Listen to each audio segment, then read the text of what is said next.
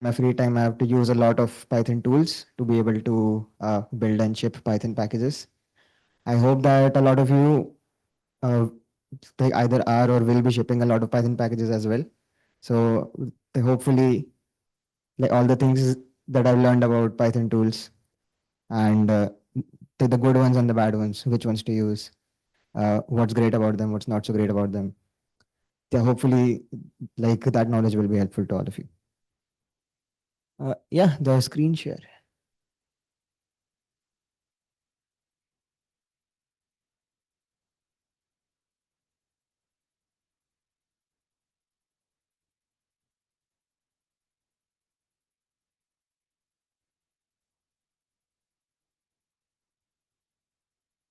Uh, Slideshow button. Right here.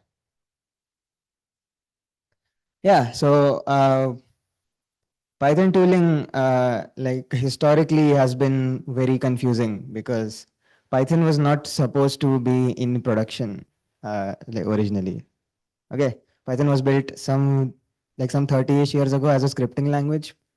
Python existed a little bit before JavaScript, and like back then, JavaScript was used to put like sparkly things on your cursor while you move your cursor around.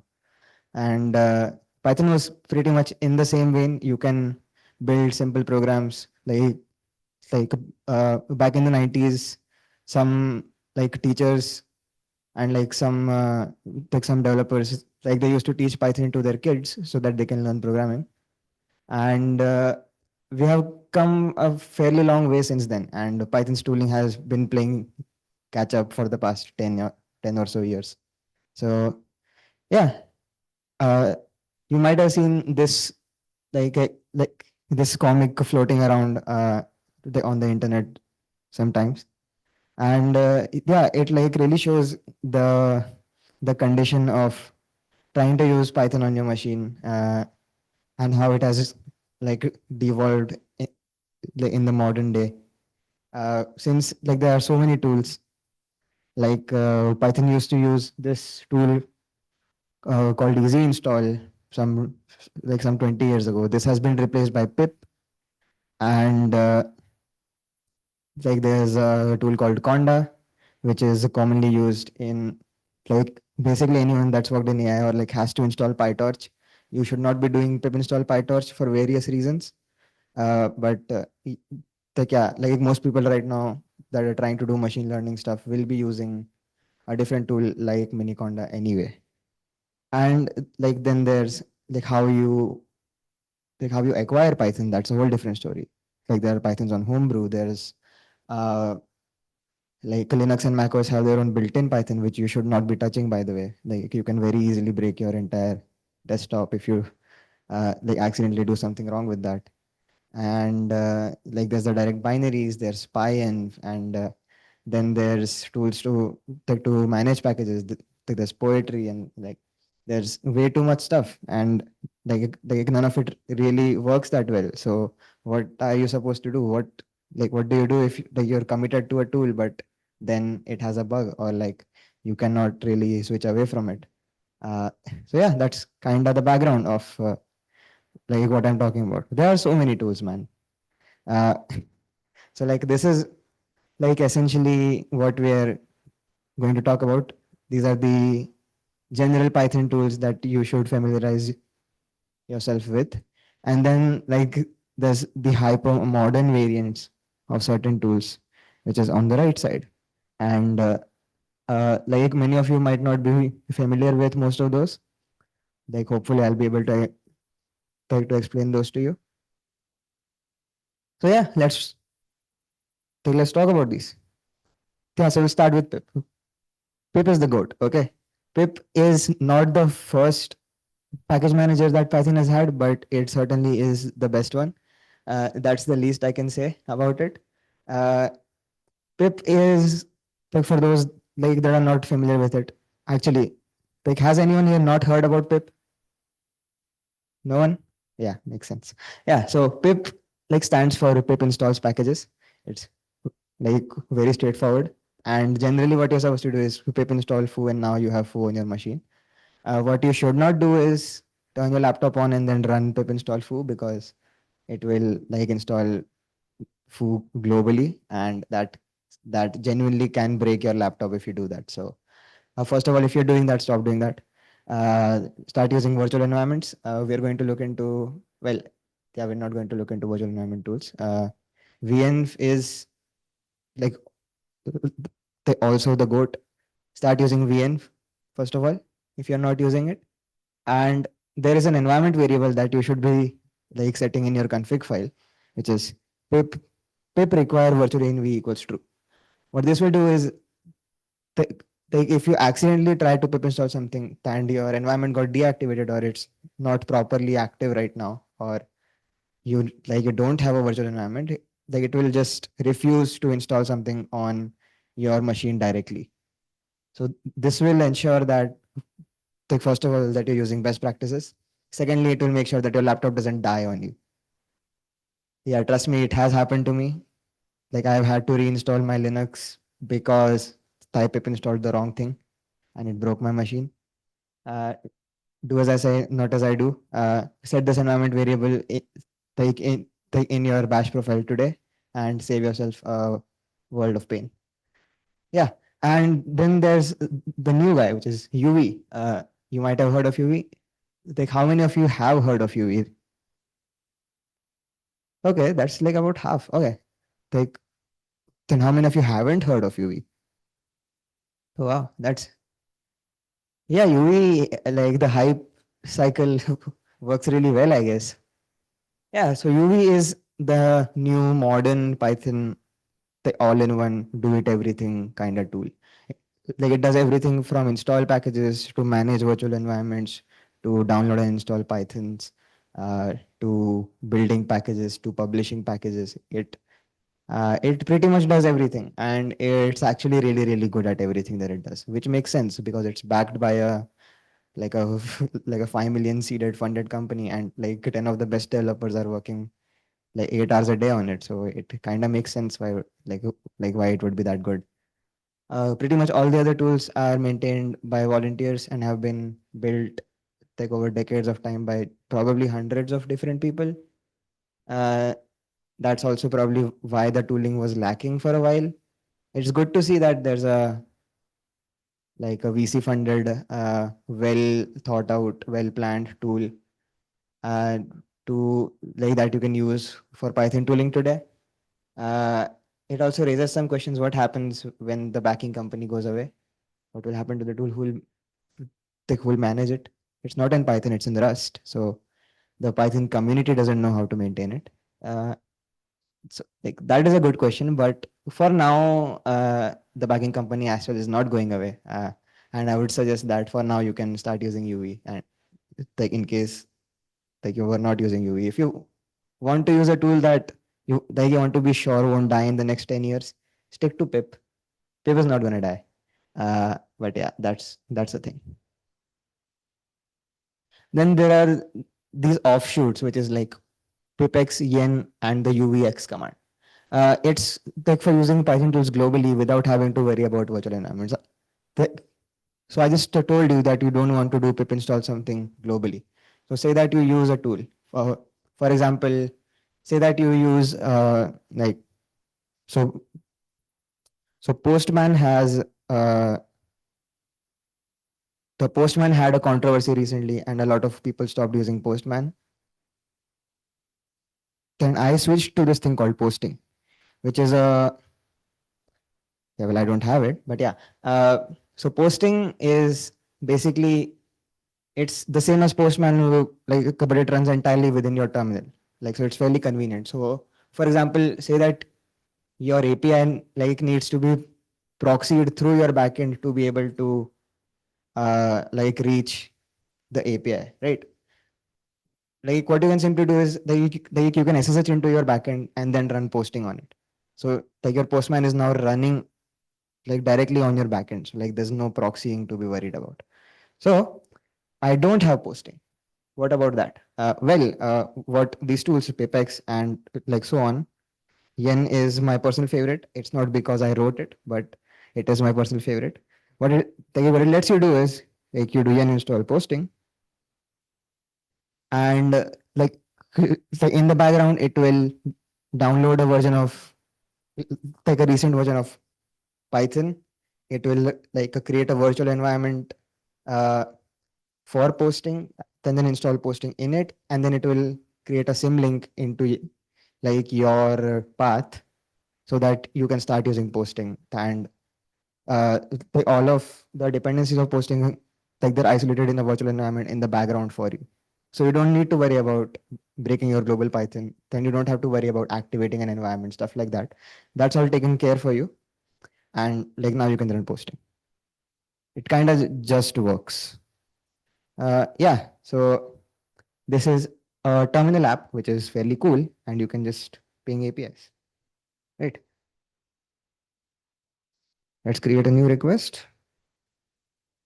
What do you do that? Intro line. Yeah. Test. Something like, I don't know, API dot random user dot me.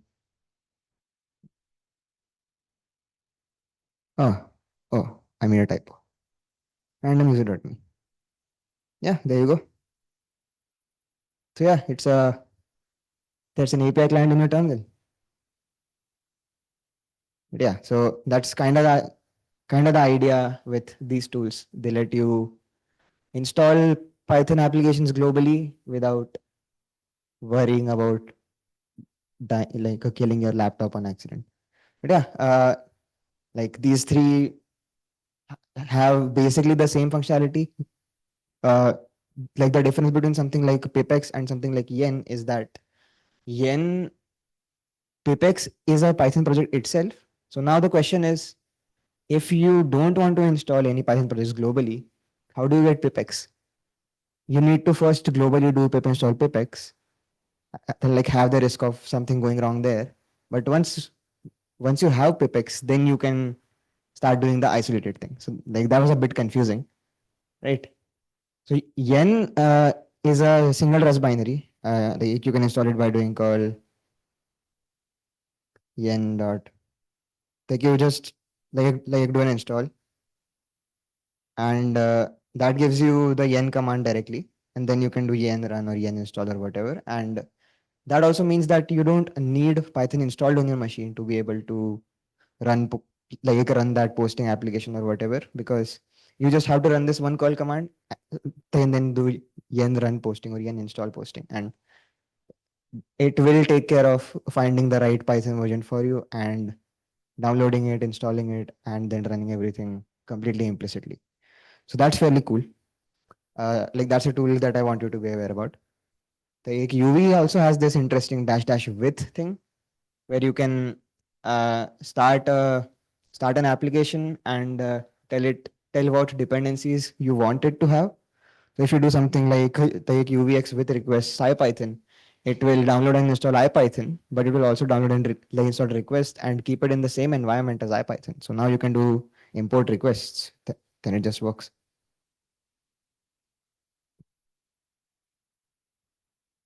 So if say that your prod is broken and you need to SSH into it, like to debug something, and like now you're trying to figure out, okay, how do I install Python in this Docker container or like something like that, uh, using something like a curl or UV to be able to start a shell session or like they can install some Python application that you need. It's fairly convenient. Okay, yeah, moving on. PyEnv. How many of you have heard of PyEnv? A lot of people. Like, how many of you use PyEnv at work? Few people. Okay. PyEnv sucks. Don't use it. PyEnv has a lot of problems. Like, trust me, even if like you have been using Pine for a long time, it will bite you someday, and when it does bite you, you'll have no idea what's going on. The thing with Pine is the way it works is, so yeah, first of all, it lets you manage multiple Python versions on your machine. Uh, it basically means that it's kind of similar to Yen in the sense that it like knows how to download and run Python, but it doesn't download and run Python. It downloads the Python source code and it builds it on your machine and then runs it. The problem with that is Python's build process is not entirely standard. It changes, and it has a lot of customization. And there are things like optimized builds, like link time optimized builds, the profile guided optimized builds of Python, and that's what Python distributes. That's the standard Python distribution. And trying to reproduce that on your own machine is very hard, generally almost impossible. So what the way Pyenv installs Python on your machine is by building it locally, which means first of all it will be using your GCC or your Clang and your dependencies, which you need to have there. If you don't have them, Pyenv just doesn't work. By the way, uh, Pyenv also doesn't work like outside of macOS and Linux. It doesn't work on Windows. Uh, but yeah, like like using Python built with Pyenv will have subtle differences with the official Python. There can be some libraries that misbehave. Like a few good examples are the SSL library and the LZMA compression like library that are built into Python. They might behave weirdly. Like if you use the Python and someone else is not using Python, you might see some SSH disconnection or like some SSL error that that guy cannot reproduce. And how would you know that it's happening because of your Python, then not because of your code? Yeah, so that's kind of the reason why I would suggest against using Python, especially for your work. Use something like UV or Yen or Rai or download the official Pythons. Uh, like like Homebrew is actually very standardized. The Homebrew Python building process is very good. It will not stray away from the official Python binaries for macOS. So Homebrew Python is good. But yeah, don't use Python. Yen and UV again. Yeah. So like the creating virtual environments. Uh, you should be making virtual environments for every single project. Yen lets you create virtual environments for Pythons that you don't even have on your machine because it will just download them first and cache it if you don't have it. Uh, Same with UV. Uh, so yeah, like if you the current version of Python that I have, Python 3, is Python 3.12. What if I take what I want to run Python 3.13? I can just do yen exec Python 3.13. Then now I have 3.13. Like, like basically all of this is happening in the background, and like then I can create a like a virtual environment from this Python 3.13 dash dash vn vn 3.13. That's how it works. Yeah, so this will create a virtual environment from Python 3.13, and now you can start using it in your project. Like it also works for backporting. If your if your AI project has a dependency that only runs on Python 3.9, which like weirdly happens very commonly, you can just get Python 3.9 and start running with it. It takes one command instead of trying to find where to download it from or like trying to install pyenv. Yeah, like now let's talk about log files. How many of you guys use log files for Python today? Like one or two people maybe.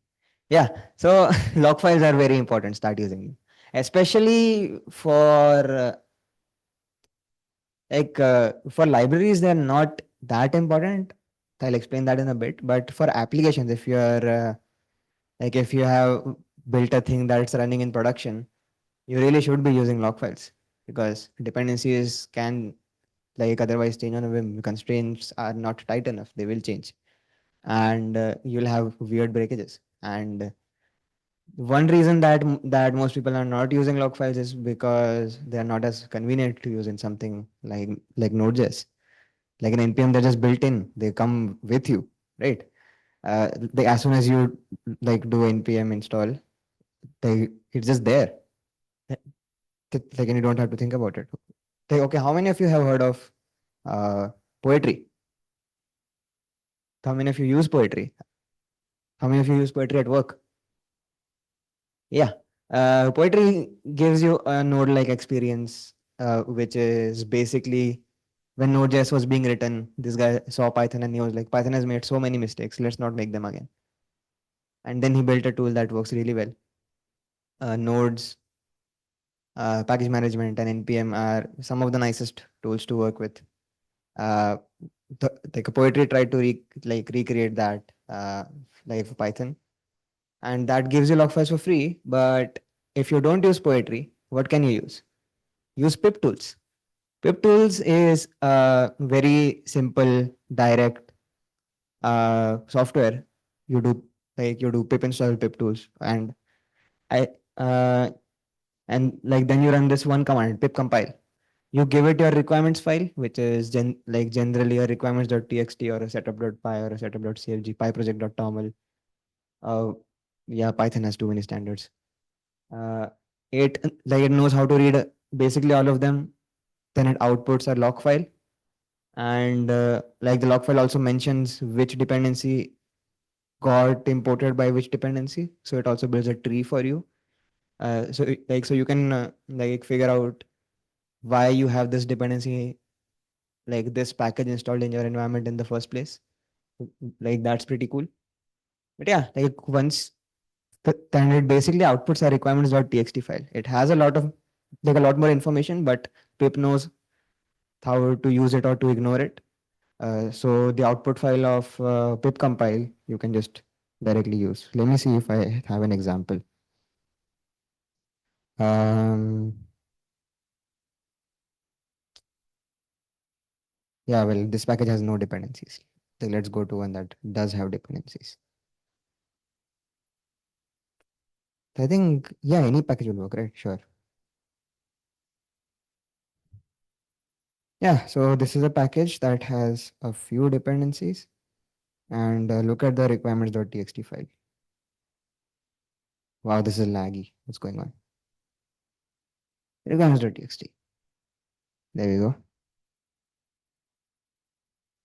So it has, oh yeah, there we go. There we go. Yeah. So I ran this command, pip compile, which took the setup.cfg file, which is my package configuration file. It basically describes what you see when you open PyPI. It like shows all the licenses, it shows the contact information, and it shows it has the dependencies that are there in the package. Okay. Uh, Now I have these one, two, three, six dependencies, right? These six depend on so many other dependencies, and they are also not version locked. It's greater than equals instead of being double equals.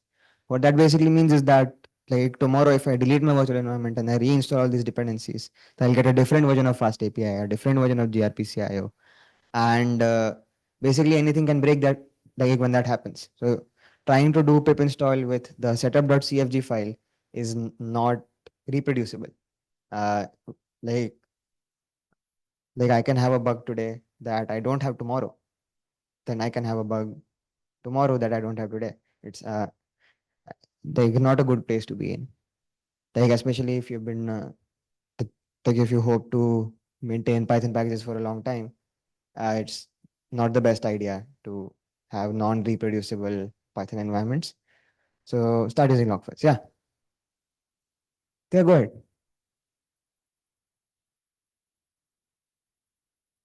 Yeah, let me explain like the way that I use these. Okay, so setup.cfg is required for me to build a package. There are a couple options, like there's a setup.cfg or setup.py, and there's a pyproject.toml.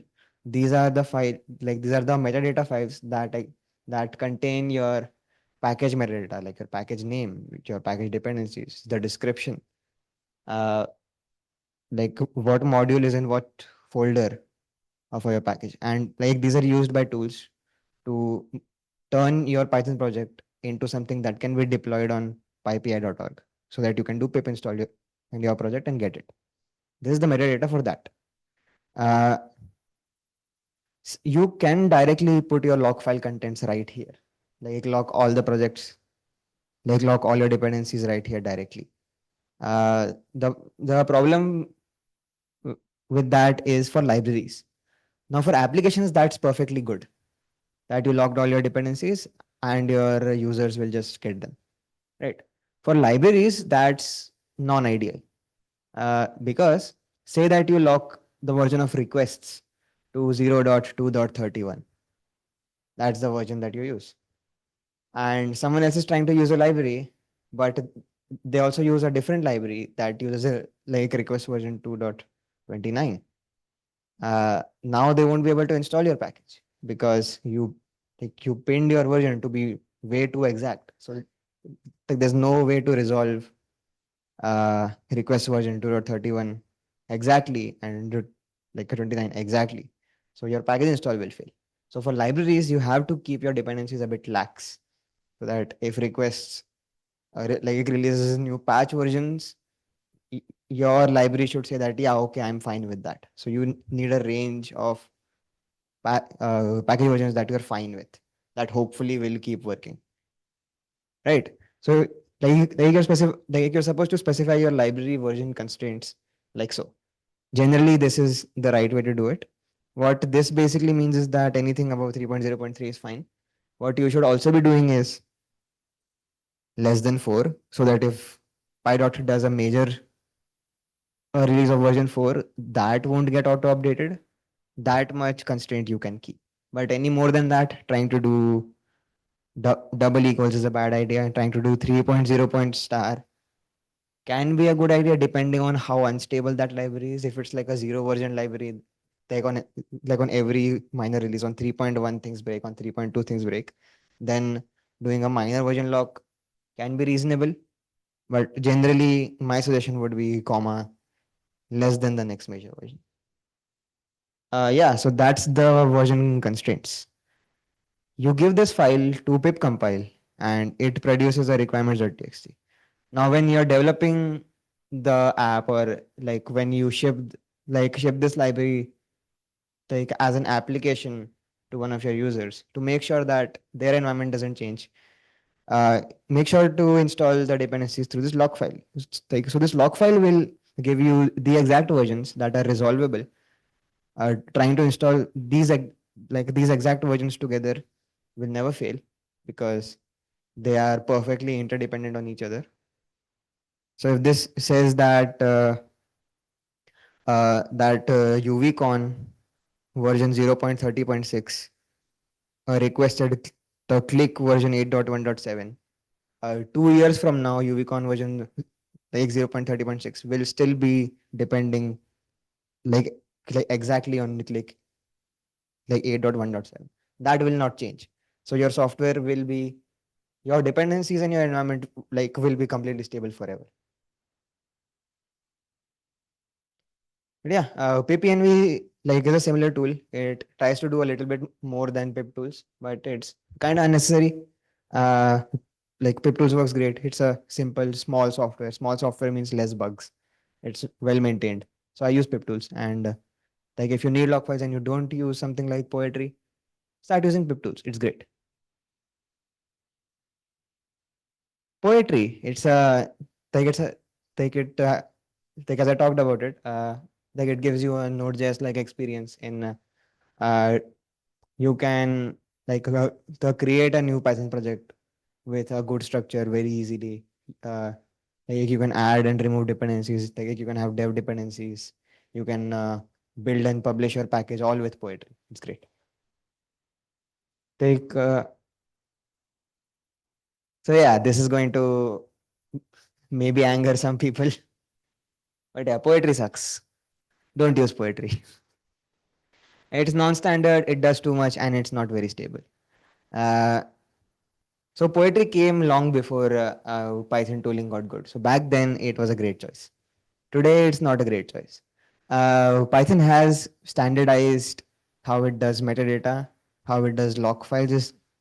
It has been standardized very recently, and like a poetry built its metadata and log files back when these like didn't exist. So it has diverged. Now poetry has to maintain its own standard and it gets problematic from time to time, uh, like subtle bugs. Uh, and like also because poetry does too much, poetry has a lot of bugs. You might not notice it in the day to day, but like for people like for whom making sure that your Python environment is not changing like every month or two. Uh, People who make sure that their tooling is sound and is not making mistakes. Uh, Poetry makes too many mistakes, like not huge mistakes. Those get fixed. Small mistakes, they don't get fixed very quickly. And one thing that I would like to share about poetry that happened kind of recently. Where do I have app? Where is the browser? Where is? Oh yeah, yeah, yeah. Right. I have to escape. Yeah. So some two or so 2-ish years ago, it's visible, right? Yeah. What poetry did was like they had a thing called getpoetry.py, like which is how you were supposed to install poetry in CI, and they deprecated that. And to deprecate it, they added this thing, which is uh, you know, like it was a brownout notice. Brownout basically means that okay, that yeah, this thing is deprecated, stop using it soon, or like eventually we'll stop supporting this and it will stop working, which is a blackout. So a brownout is a warning. Then how did they give a warning?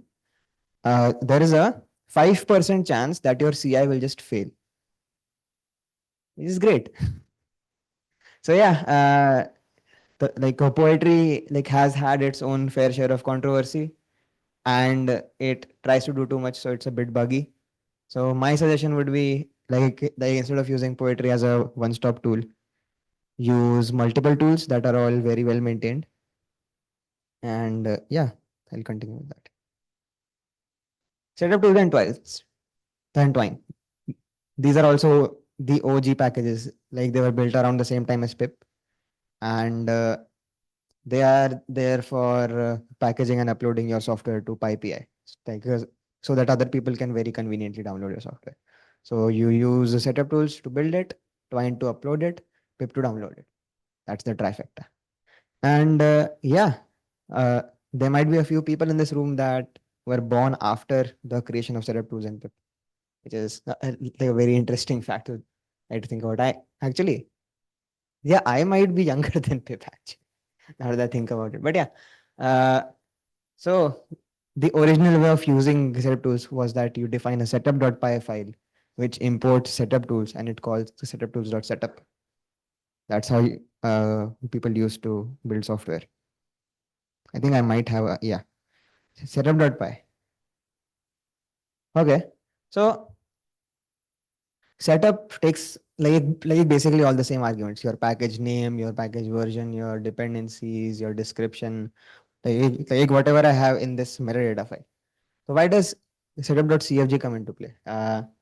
People realized very quickly that now that open source has become a popular thing and like Node.js became very popular, people started realizing that when you do npm install React, it pulls in some 1900 dependencies, right?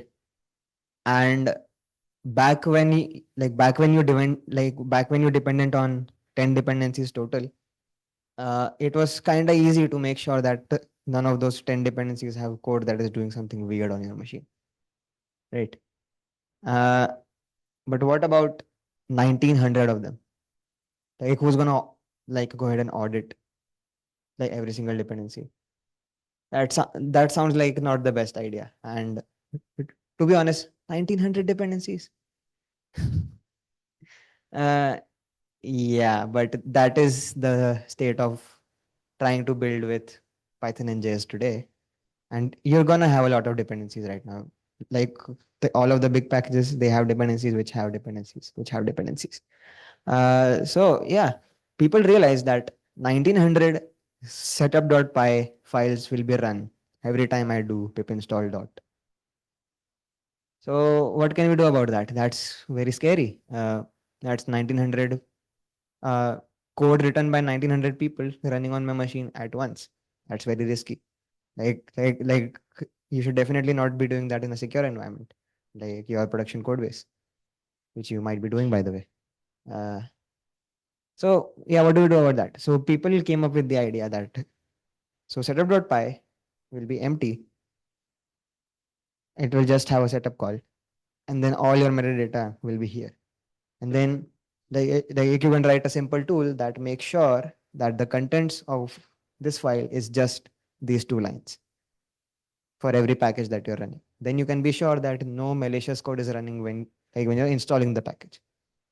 Once it's once it is installed and you try to import it, that's a different story. Then it can run whatever it wants. But during installation, it will be secure. Uh, the other big protection that you get from this that you might not have thought of is typo squatting. It's a big problem that there was like, a malicious package on pip for one day, which was requests, and this was malicious. So if you do pip install requests, now your machine is compromised. So typo squatting was a big problem, and at least if you have this tooling that makes sure that no arbitrary code is running, and then you make a typo in your installation, you can be sure that yeah, I did not accidentally run malicious code on my machine, because it will get stopped at that point. But this is a weird solution, right? That we still have this .py file that we are executing, but only if it only contains these two lines. That's a bit redundant, right? So there's build now, pretty much, which is another. Come on, where is it? Python dash m build. Uh, yeah. You can get rid of your server.py file, and build basically knows how to build all packages. Yeah, other than poetry, of course. But yeah, it knows how to build all packages. It understands all standards, the pyproject.toml standard, the setup.cfg standard. There's basically two right now, but pyproject.toml has a lot of customizability. There are build backends, and there are a lot of build backends. Hatch, Flit, PDM. The poetry also has its own build backend. Setup tools is now a build backend. It used to be the entire tool. Now it is just a build backend that is used by tools like build, and pip also knows how to use build backends to be able to build packages. Uh, yeah, let's talk about Hatch, Flit, PDM, and so on. They are modern replacements for setup tools. Uh, they try to give you more convenience. I don't think they are any more convenient than setup tools. Yeah, setup tools has been working and will keep working forever. All the bugs have been ironed out. I still use setup tools, man. If you want to turn your Python code into something that can go on PyAPI, or that to be turned into a way that you can turn into a zip file that you can send to someone, and then they can do pip install and then your zip file. If that's what you want setup tools.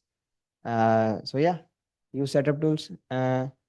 It's not the easiest to configure, but we'll talk about that very soon. But yeah, don't go for poetry. Yeah, basically this talk is like me slandering Py and Ven poetry, basically, right? But yeah, and yeah, I hope that you test your code. How many of you have good test coverage at your work? Good test coverage, like more than 80%. Oh, damn. Okay. That's good to hear. But yeah, uh, testing is important, and writing tests is hard. So using good tools to make sure that your code quality is high, and that you're not doing weird stuff in your code, that you have sanity checks, and that you have good test coverage. There are a lot of tools in Python for that. But the trifecta of PyTest, Flaker, and MyPy will not fail you. PyTest is a test test engine. It's basically a superset of the built-in unit test module. But PyTest can do so much more. It can take care of mocking certain objects for you. It can take care of trying to capture logs, or trying to capture the output on your standard out of standard error, and you can write tests for that. It can take care of dependency injection for your tests.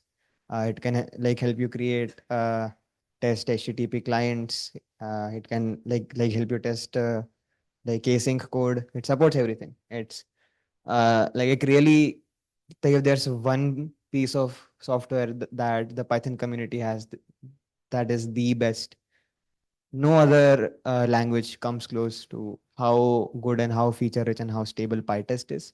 PyTest is a feat of engineering. Like it's like no less than that. It's very good. Start using PyTest. Uh, and yeah, like if you do use PyTest, like read its documentation sometime. It's so vast, and you will probably find out how you've been using PyTest wrong for the past few years. But yeah, and Flake and MyPy.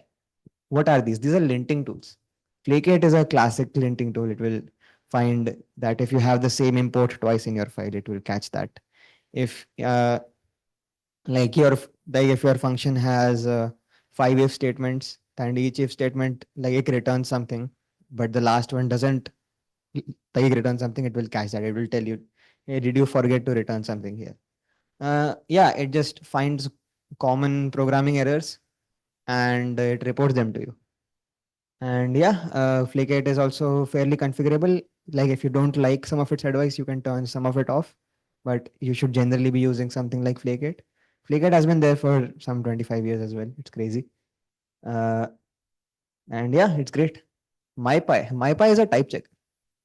Uh, I I hope that that most of you today know that you can like basically have statically typed Python code, in the sense that like even though in Python you can do x equals 1 and then on the next line do x equals foo the string, the type of variables like it doesn't matter at runtime.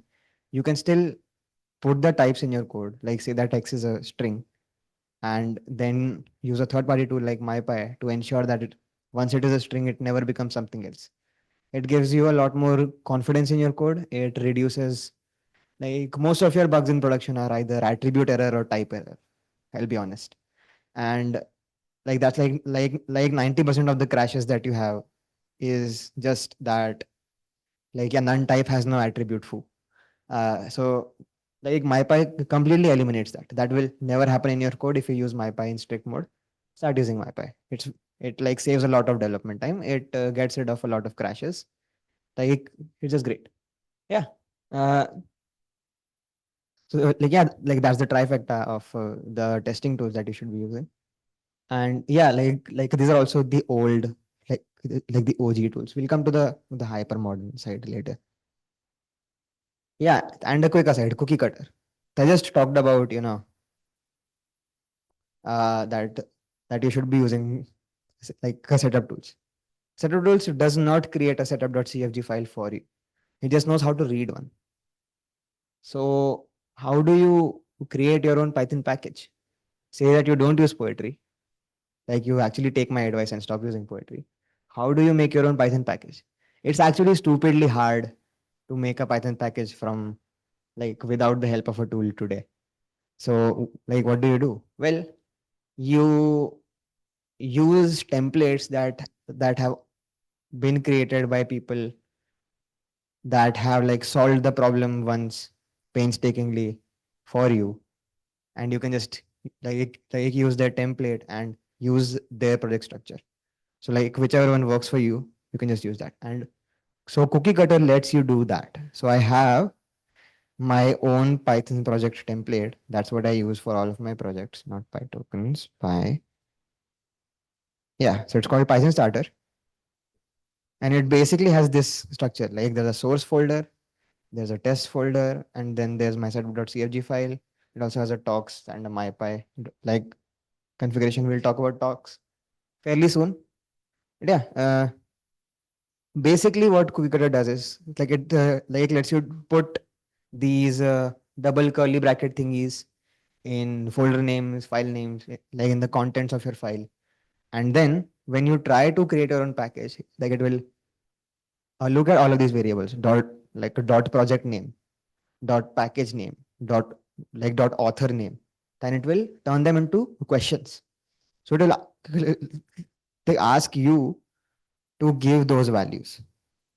So I'm gonna do yen run cookie cutter. It like takes a GitHub repo as an argument. So I gave it my py repo. and then it's gonna, yeah, you can re-download it. That's fine. Yeah. So like now all of these fields, it will now ask me what to fill in there. So the author, the email, the GitHub username, the project name, let's call it, uh, what's the hypermodern? Sure. Right. Then now it will take reuse the same name for package name. There is configuration for that as well. So now hypermodern is also the package name, the description, the year. Then now I have a hypermodern package. The so the like the structure is there, which means that like if I do PyTest, yeah, yen run PyTest, the tests in my package should just run. Well, too bad. Oh yeah, I need PyTest conf as well.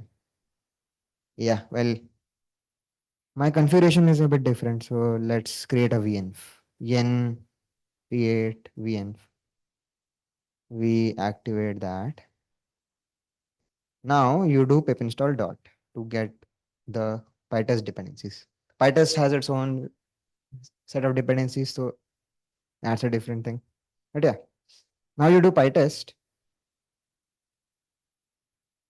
What is going on? Oh, oh yeah. My bad, my bad. PyTest is a development dependency. There we go. Now we have the dependencies.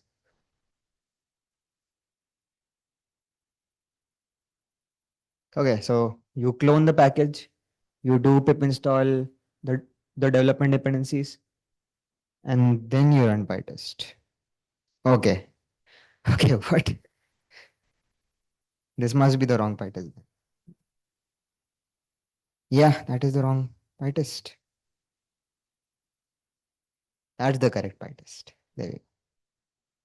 Hey, okay, cool. So, well, yeah, you get used to this. But yeah, like you create a package, you cd into it, and then you basically follow the instructions, which is cat the readme. So like there are a lot of these templates for cookie cutter. There is a default one for Django, which is very good if you're like building a Django project, and like there will be a readme. It tells you exactly what to do. Create a virtual environment, run this command, then run pytest. Like running pypy, like running mypy now will do the type checking. That's cool and all. Like if you want to build the package, it says to use Python like to run setup.py. We just saw that python-m build knows how to build all packages, right? Does that apply here? We don't have build. Well, pip install build python-m build. Yeah, it does apply. So hypermodern version 0.1, we have it now. And now if we simply do twine upload, then you enter your API key, then now hypermodern is there on PyPI. It's that simple. And yeah, like everything else should also generally be working. Like MyPy takes a while on the first run. We'll come back to that actually. Where is our where are our slides? Let's put this here actually. Yeah, cool. So that's cookie cutter. It's you don't use like you don't need an all-in-one tool to make your packages. Use use the template that you find the most convenient. Like well, I would suggest my own, but go ahead and look for yourself. But yeah, that's that. Yeah, so now let's talk about a few of the hypermodern tools that were not built 20 years ago, but in fact are built in the past few years. So the first one is Talks. And Talks is born from a world of CI where you run GitHub Actions and you want to test your application after every commit. That didn't exist a while ago. And So talks basically lets you simplify all of that. The idea with talks is that you just run talks, and it will uh, like say that you have five different tools that you want to run. It will uh, get their respective dependencies, like install them and run them, then clean everything up. So it's like fairly good for CI. Then there's Pyrite. Pyrite is for like if you use VS Code, then you're basically already using it. It's a modern replacement for MyPy, where MyPy only really works if you type check your entire code base, and if you have parts that are not like type checked, it doesn't really work that well. Pyrite was made to solve that. Like so in VS Code, if you add type hints to like to any code, or if like library that you're using has type hints, you get auto completion, which is very nice. And it also like helps you find very obvious bugs, like say that a library function returns the string, but you're trying to like call the return value. It will say that string is not callable. So like that just works out of the box. And Pyrite can be pretty good for like for migration purpose. Like say that you have a very big code base and you want to turn it from like having no type checking to having full type checking. In the middle, you can use Pyrite for a bunch of it. Then there's like bare type, which is runtime type checking, like which is like also a fairly good migration tool. Say that you have a code base that you cannot add types to for whatever reason. Your team lead doesn't agree that you like that you need types or like whatever, and you keep getting type errors. What bare types lets you do is that when you're running your tests with PyTest, like what bare type can do is it can take a look at the like like if like even one function in your code base, if it has type annotations, while running your tests it will like look at the annotation and make sure that that the correct annotations came in and it came out, like otherwise your test will fail. So that's a good way to have a like a good regression testing if you can't properly add types to your code base. Bare type is very cool. Like it has like helped me find so many bugs at my last job. And yeah, and then there's rough, which is by the same people as UV. It's like it does the same thing as Flake8 and Flake8 plugins, and Black for formatting. It's compatible with Black and Flake8, but it does the same thing 100 times faster, which is pretty cool. Flake8 like is historically fairly slow. Like if you have a code base with a few million lines of code, it can take about a minute to run Flake8.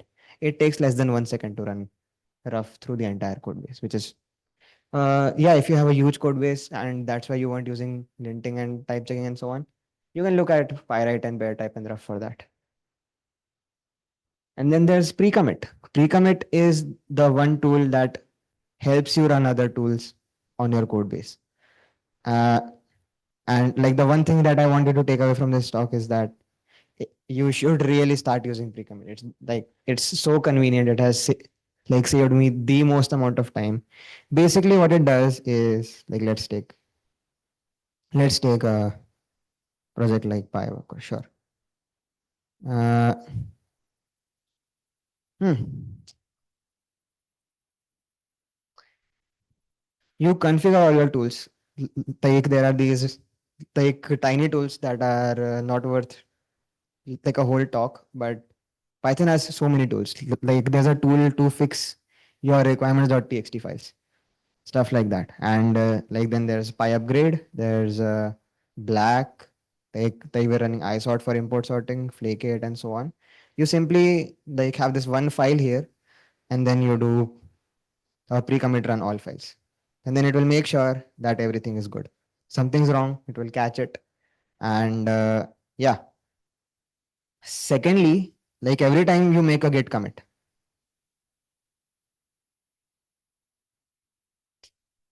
git commit, sure, right? So pre-commit will automatically run when you git commit, and because like it like it knows to only run the tools on the modified files, it runs through very quickly. Like even though if it's a slow tool like Flake8, because it's only running on the modified files, it runs to very quickly, and you catch bugs right before committing them. And it's basically like impossible to forget that you're using these tools because you have to git commit anyways. Textlet will catch them. So yeah, like I forget to use my tools all the time, and like the pre-commit basically makes it impossible to forget to use the tooling. So yeah, that's pretty much the talk. Thank you.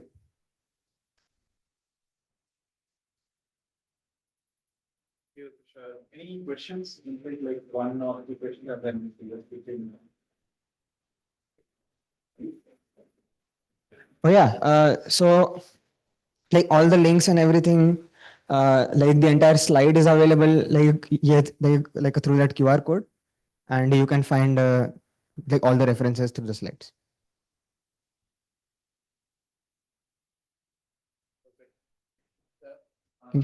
Just quickly move on to the next talk. Next talk is by Sumit Gulati. We'll be talking about scaling complex validations with Python and designing a framework for global compliance.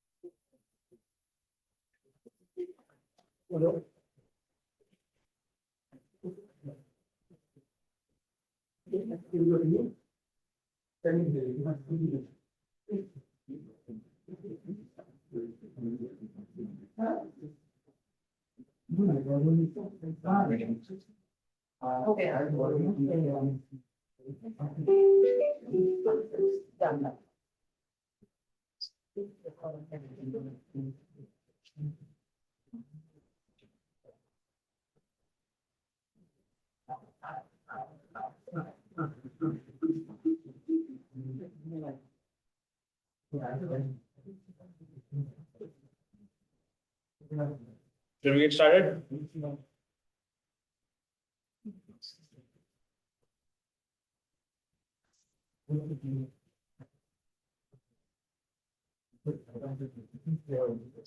Okay. Good morning, everyone. This topic is mix of Python and architecture, how we are leveraging Python and tripling to build scalable systems. This is a very interesting topic when we call about validation. This is scaling enterprise validation with Python. At tripling, we are building systems for like millions of users, and we do hundreds of transactions a day. But validation becomes very important. What is the first thing comes in your mind when you think about validation? And I wanted to be more interactive session. So I might be asking you a lot of questions in between so that we can interact more. What is the first thing which comes in your mind when you talk about validation? Yeah. Anything else? Yeah. Validation is not just about, as you mentioned, validation is multiple forms. Like business validation is one way. Then you have legal validations, you have risk validations. And when business like rippling, we need to have all this validation in place. So we ensure that we are always compliant, right? So we have to adhere a lot of legal laws, and legal laws change different jurisdiction. So we have to run this at scale. Okay.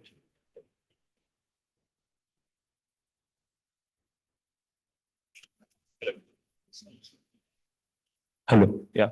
So we have to run these validations at scale. So this is the topic that I'm talking about today. How do we run validations at scale and leveraging Python here? So this is the agenda I'll be covering today. I'll be explaining what's the problem we are solving here. What are the requirements for enterprise scale? What are the design principles we have used, and why Python? This becomes a very interesting question, like why we are using Python at enterprise scale. What is the architecture we have built in? What are the performance and scale numbers, and key takeaways from this talk? So let me talk about the problems first. The first and the foremost problem is diverse regulations across multiple countries. Same law can have different implications and different variables. in different jurisdiction. For example, in India, there's for labor law might be different. For computing the minimum wage, an employee should be getting. Similarly, it should be different. It would be different in US, and it can vary state, city, country, and the variables keep on increasing, right? Then the other thing is constant change. With changing governments, changing rules, these keeps on changing. So we have to adhere to that. New variables get added in computing, variables get removed. What are this is the high stake thing, right? If you go wrong with legal laws or risk, validations, the risk is very high. Like we have trust issues, we can get legal fines, and people trust in compliance. That's what Rippling thrives at. We ensure everything is compliant when you do all your HR, IT, payroll things, right? We ensure that you are compliant whenever you're doing operations. What are the problems we were solving is the current system lack flexibility and scalability. As we go more and more clients and more employees we onboard, we need to ensure that the cost to maintain is pretty low. It is flexible, that new rules can be added, old rules can be modified, new compliance can be adhered to. So these are the challenges which we were trying to solve at scale. What are the key requirements? So we have to process thousands of validations per month. For example, somebody is getting hired, somebody is getting paid, somebody is getting submitting the reimbursements. The operations are happening in the HR world, IT world, and all these clouds. What we are, it's pretty quick. Like when say scale is that we are serving scale of maybe 1,000 transactions per second in our current system. Integrate seamlessly with system. So when I talk about validations, it's not just I mentioned HR validations. There can be multiple type of validations, and we have to think product versus platform. There can be one product to serve a specific set of use case, but here we have to think about a platform which can serve multiple products. So this should support seamless integration with multiple products, faster rollouts and quick iteration. For example, what about a law is getting changed overnight? We have to ensure that it's released quickly, right? There can be multiple, for example, in COVID, right? What happened? Everything changed over midnight and we had no control.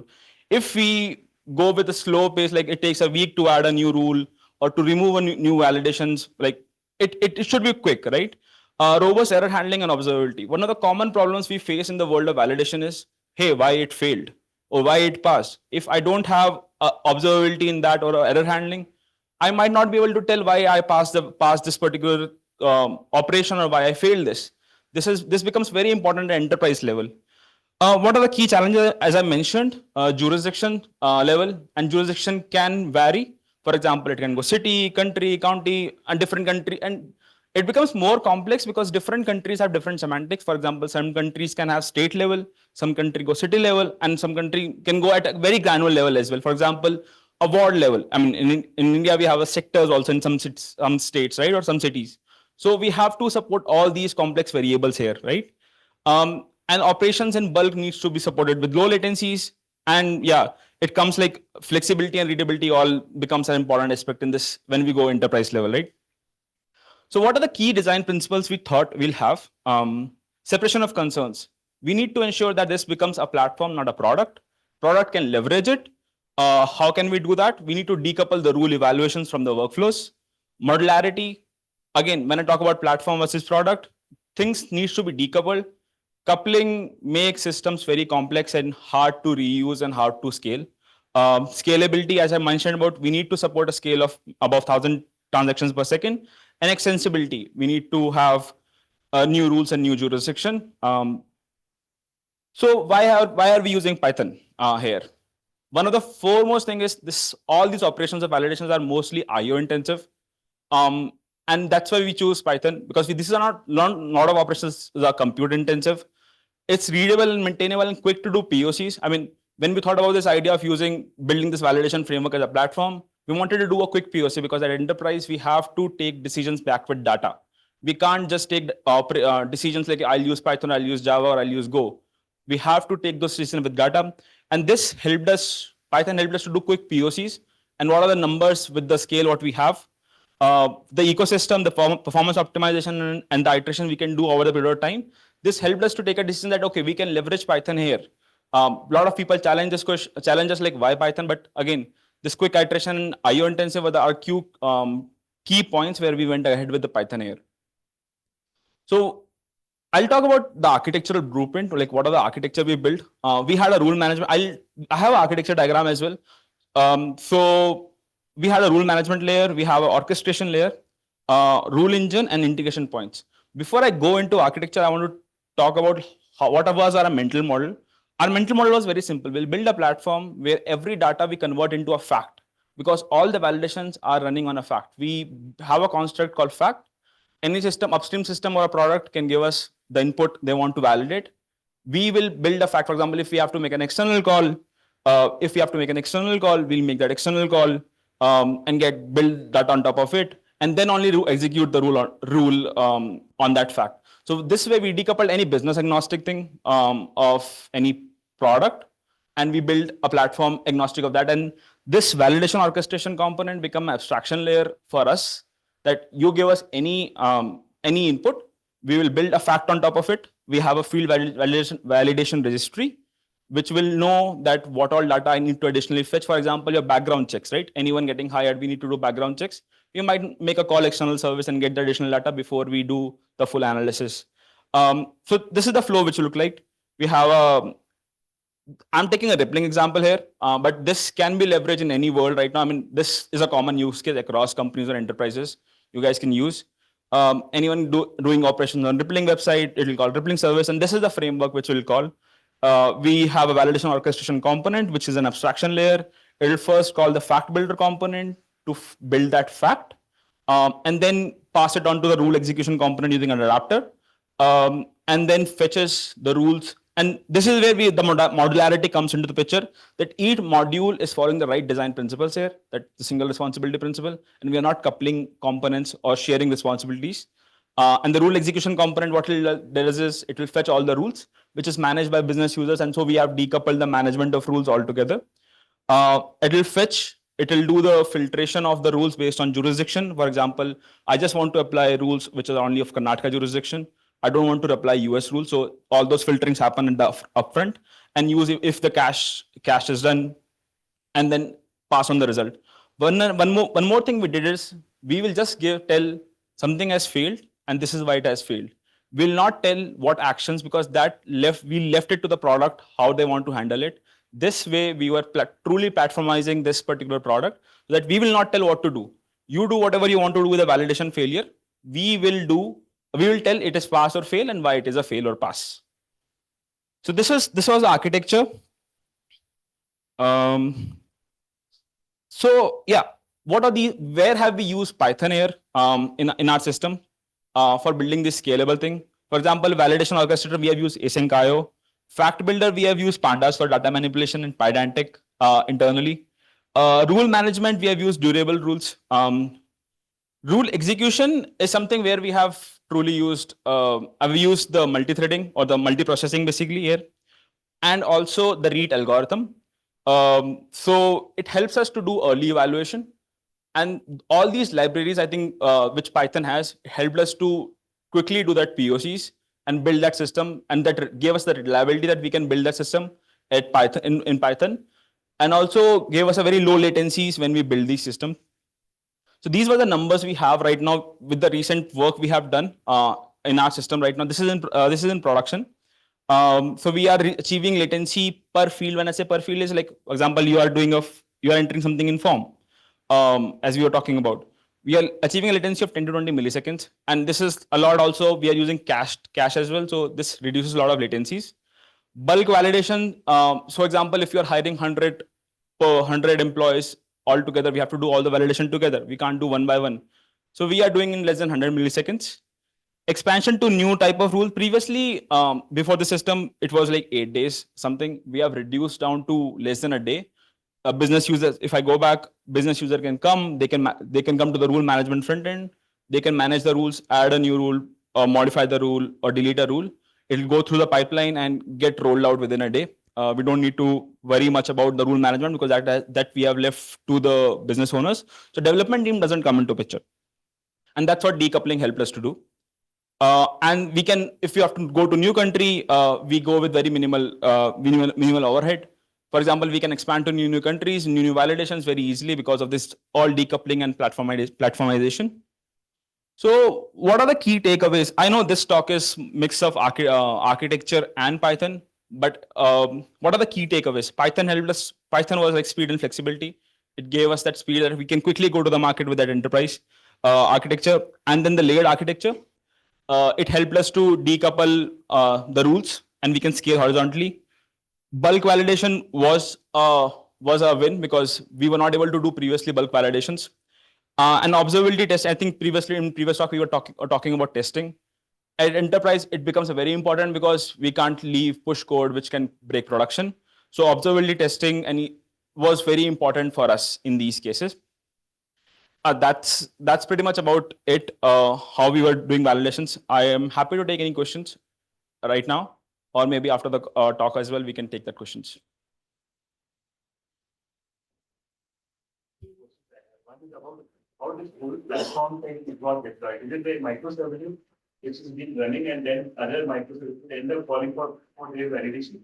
So it depends on company to company. I mean, we have a different way of deploying things. We call it as a monorepo. They are individual components. We have exposed cleaner abstractions. They are calling, so all deployed as a one single piece of code today in Rippling. But we are going towards microservices, but some companies do deploy as a microservice. We have a different strategy right now here. We're developing a platform where you call other APIs to figure out whether the validation will be done from third parties. So here, what about the caller side? Will you make them wait until you get a result, or you will do it in a Kafka or some other? It depends on the use case. Sometimes we have to wait. For example, in work author, in to verify that you are able to work here, we might have to wait. Otherwise, we do async as well. For example, in the risk also, in the real world example, the tenet is that lightweight validations do sync, and the heavy validations we do async. Yeah.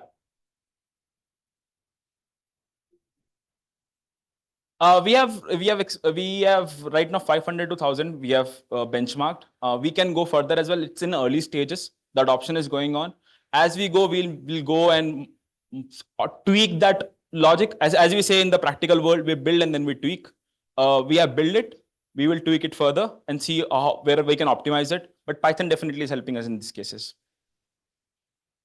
Question out of curiosity. I mean, is that during your trial phase, did you test with Golang also to figure out the benchmark? Yeah, we did test out the Golang.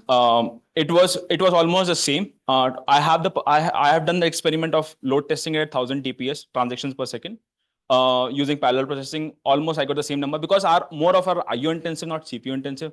That's where the benchmarking was almost on a similar lines.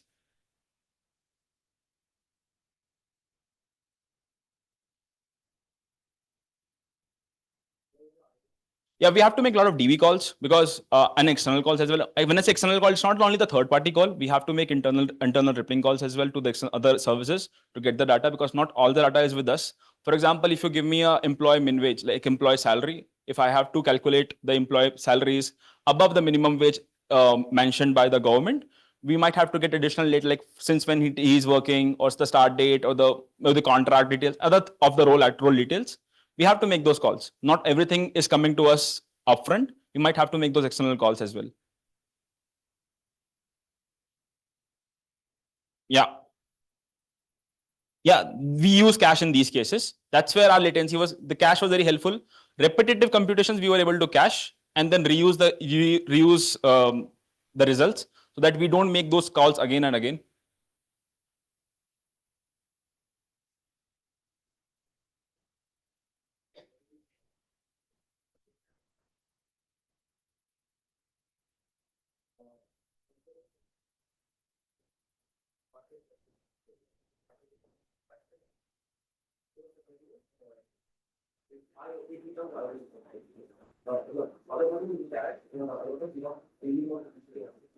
Correct. But you have to also think of the fact that not all the role employee data is static. Only few variables are static, others are still dynamic.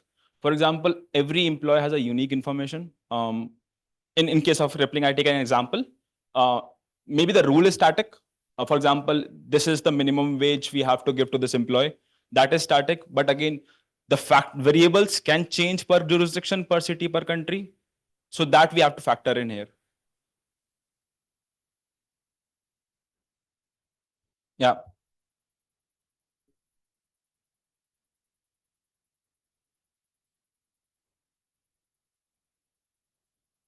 Correct. So we have a hierarchy, we have a global rules. So we have defined hierarchy, global rules, country rules, state rules. So we go up. Yeah. So wherever we find it, the hierarchy. So we have something called as a geoconfig thing. We use that as a hierarchy level. So once we use at a hierarchy level, we simplify things in the evaluation. Any other questions? Yeah. More about it? So it's a rule execution is a pretty, I mean, when we talk about rule, the variables changes in each rule. So we are leveraging read algorithm. What it does is it organizes for example, condition is like if employee salary is greater than X and tenure is less than Y, we do a certain action, right? So each of them is a node and we compute. So it's an expression which is defined by the business users and we evaluate these each expression value conditions as a node and then combine those results.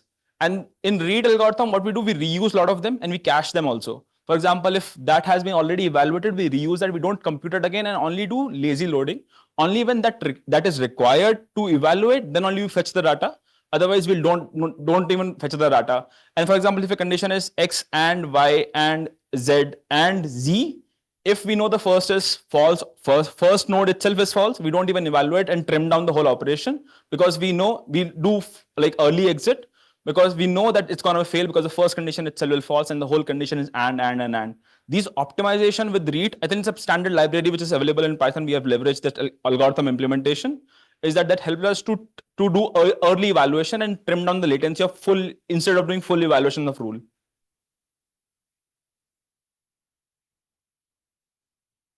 So we evaluated multiple things. There was PyCar, there was durable rules, there were PyD rules. We are using durable right now. And we thought of using PyD rules also because that's but it's a customization on top of rules, which had a hard, I mean, when we evaluated, because it's all about trade-offs. Our trade-offs were pretty different than maybe what your trade-off would be in these cases. So we were more comfortable with durable because of the existing infra. So we leveraged that, we leverage that. And what about the read? We have used standard libraries.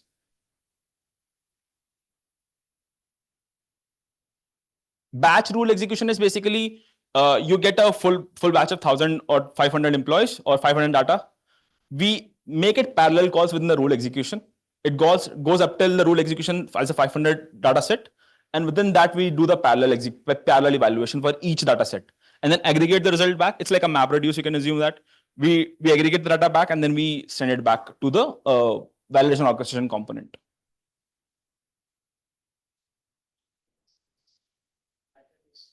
Yeah. That's a good question. I mean, we have got this argument like Python can become slow, and we have not faced this. I mean, we have used data we have done the benchmarking based on our requirements. Like we had 1,000 transactions per second. And when we did evaluation with Go, which was another alternative because we have Go routines there, we were getting almost the same operations, same latencies. In that case, that data, that test, what we have done becomes our argument that, hey, it's not as slow as you are mentioning. Going to altogether new infra for us was like a high cost. We didn't went that way. We leveraged that because our test results were showing us promising test results, and that has helped us in production as well. It's a product. It's a platform basically. You can assume we are built within the Rippling, which is leveraged by different products. So these are the businesses within Rippling. For example, HR compliance, right? They want to run validation. They can leverage that. Tomorrow, if IT validation might be different than finance validation. For example, you might not want to pay someone's salary which is negative, right? You want to block that operation. So that becomes a user for this particular product or a platform, basically. So businesses within Rippling are just users because business wants to run validation. Validation directly doesn't become an end user service. It's an offering where we are protecting all the customers and helps build trust when you're doing business with Rippling. It's not a utility, it's a platform.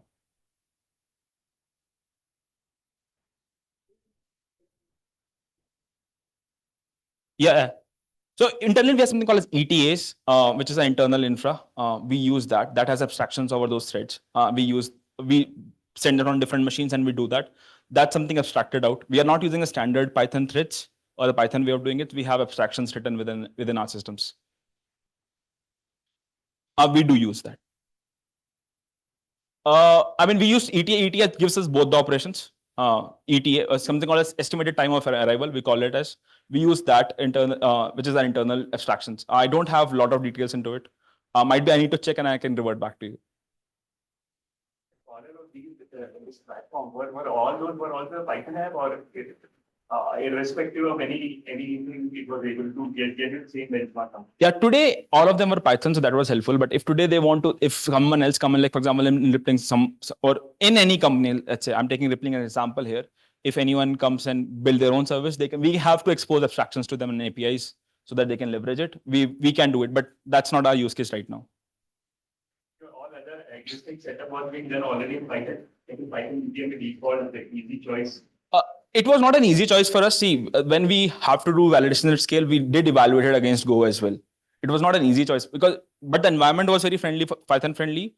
That helped us to do that quick POC, that benchmarking it, so that if I invest 6 months into this particular component and later on after 6 months the results are saying that hey, it cannot scale, then it's a like one-way door.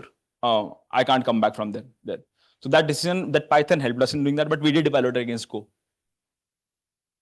Cool. With this, I'll end this discussion. Maybe the next speaker.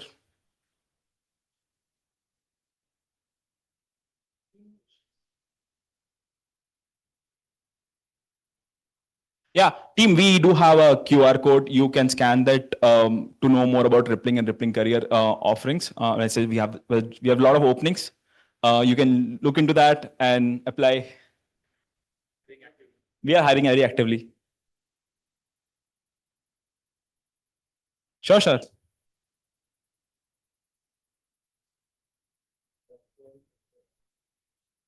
So one thing is filtration. I have abstracted the internal components. So filtration is very important. When I say jurisdiction-based filtration, I need to filter out rules which are, so conditions can vary, right? For example, employees can be of different type, fixed term and fixed term contract or a full-time employee, right?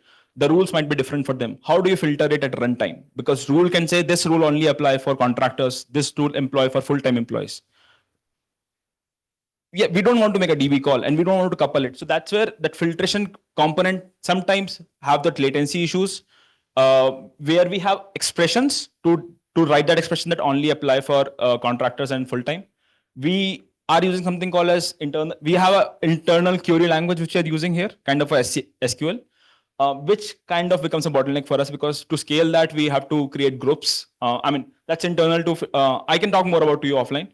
But that has become a bottleneck for us. We are trying to solve it using in-memory evaluations. Cool. Thank you so much. So we'll just take a short break for 10 minutes because we are running a little bit late. So we'll just shorten the break as well. We'll come back 12:30. We have, I think, tea, coffee over here and washrooms over here if you want to freshen up. In the meantime, you can also chat with others.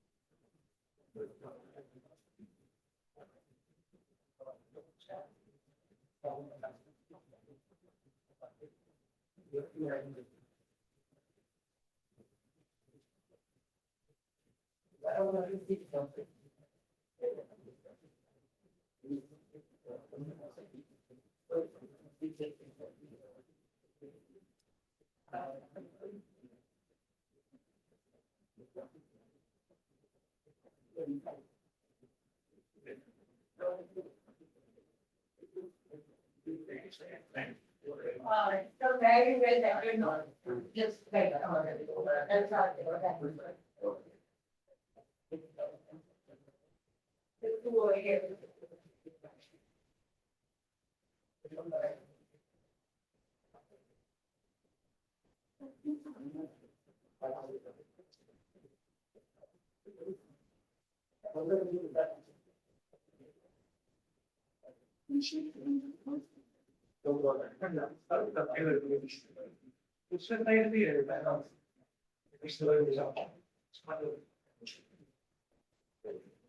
अच्छा वो काम नहीं कर रहा है शायद वहाँ पे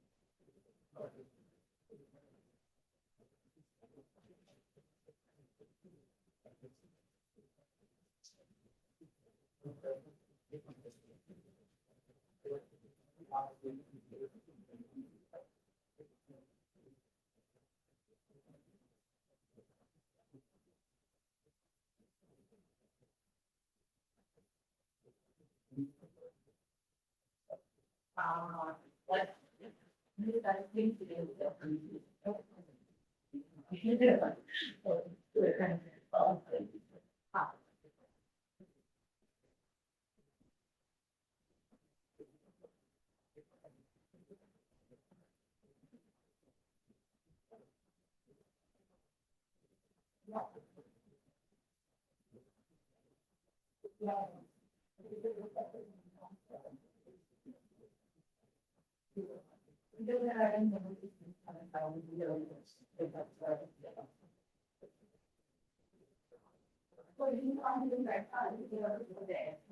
It's hard to answer. And you guys can hear all the words. Repeat again for yeah, how are you doing?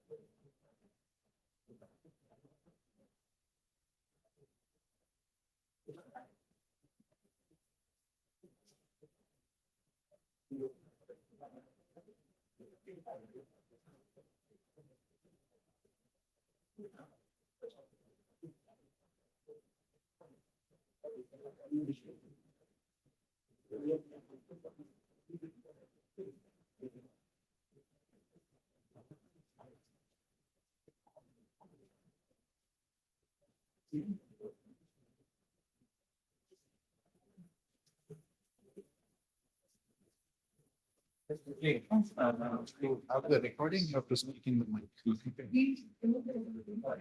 have to connect the Zoom thing. Yeah, correct. Yeah. No, for few of them to be on the. I'll help you with the ID.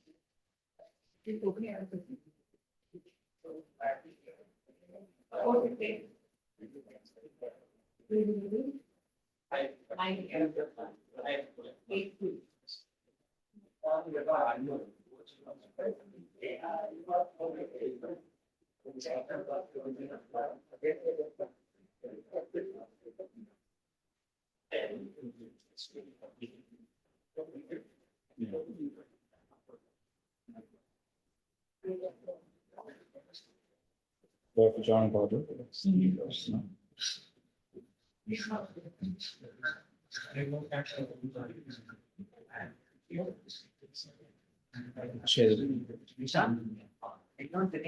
Over there? Yeah.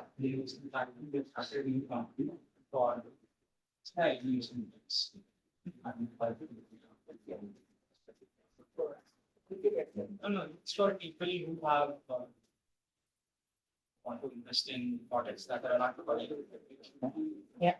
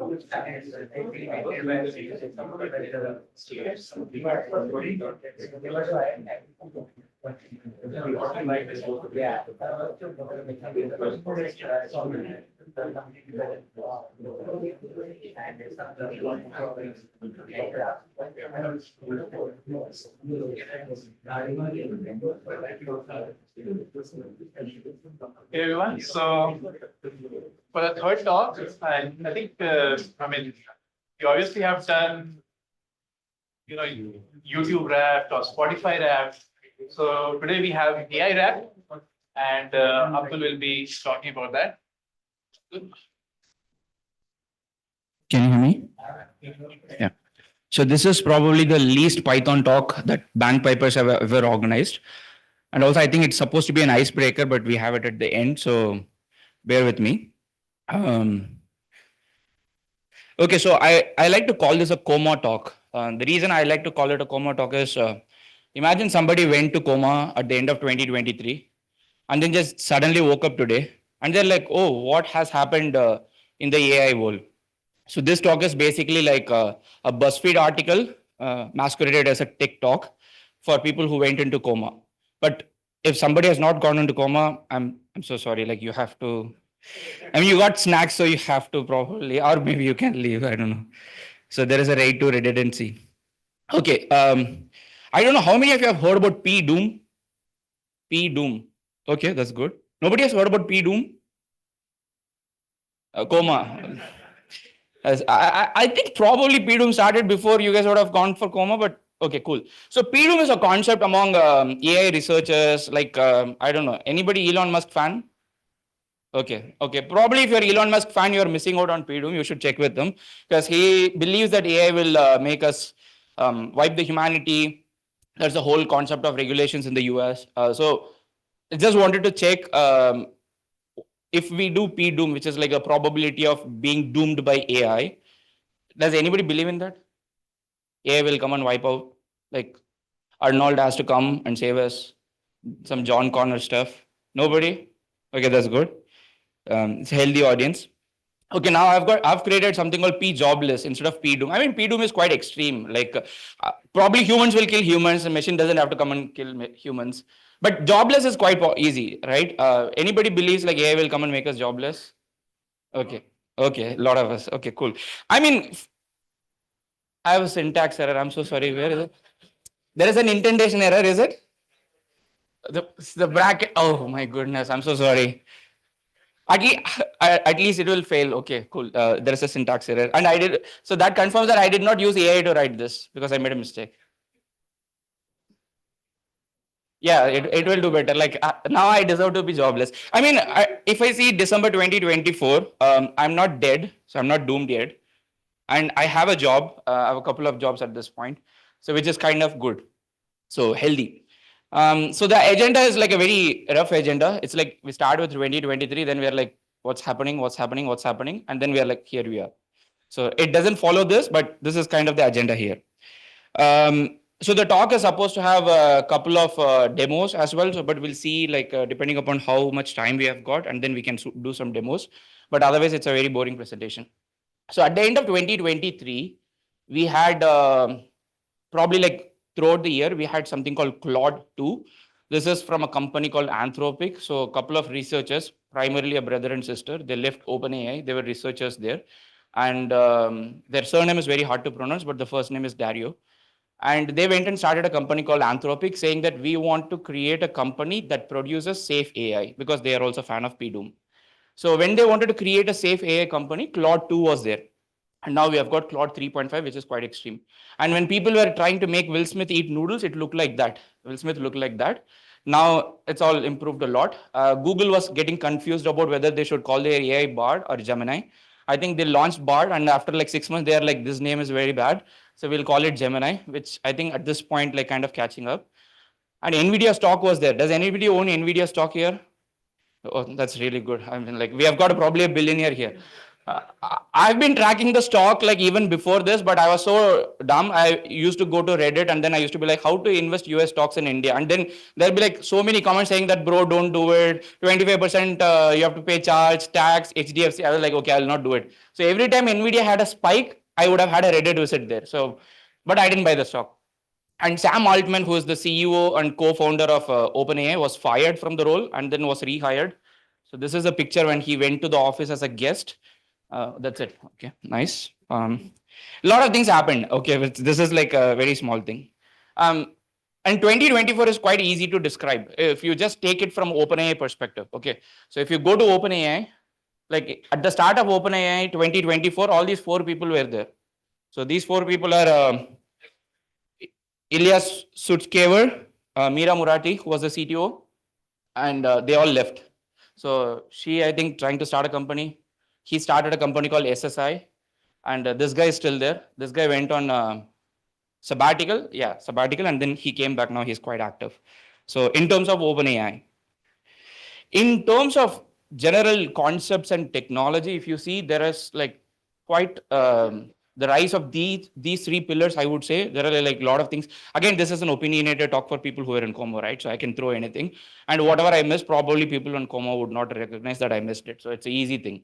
So these are three pillars that had a huge rise in 2024 as expected by a lot of people before. First of all, agents. Second of all, multimodality, and third of all, reasoning LLMs.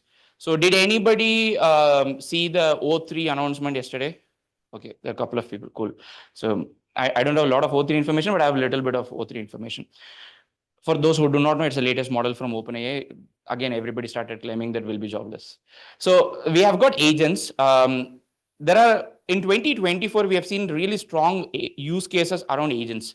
So 2023 was people are like, okay, I want to build agents, but people did not have clarity about what are agents in the first place, which is still like quite a common thing. I mean, the only person who has probably clarity around what is an agent is a venture capitalist. Like anytime you put agent on your PPT, probably you're going to get $100,000 funding very easily. So they are very clear, but I think everybody else who are trying to build with agents or AI, they did not have a lot of clarity in 2023, but in 2024, I think the clarity has improved. There are a lot of interesting use cases like shopping agent, agent to do research, agent to create newsletter, a lot of like even coding, I think they've got a bunch of agents there. And oh yeah, I've mentioned there, YC funding for startups with AI agent use cases. That's like an easy entry. The second one is multimodality. Before 2023, whenever we said large language models or whatever, like in press, I mean, initially nobody said AI because AI is like a very P-doomish word. So nobody wanted to use it. But we were all saying that LLM stands for large language model. And the reason LLM stands for large language model is because the middle L in L stands for language. Language is because these models are learning from human text that we have created over thousands of years.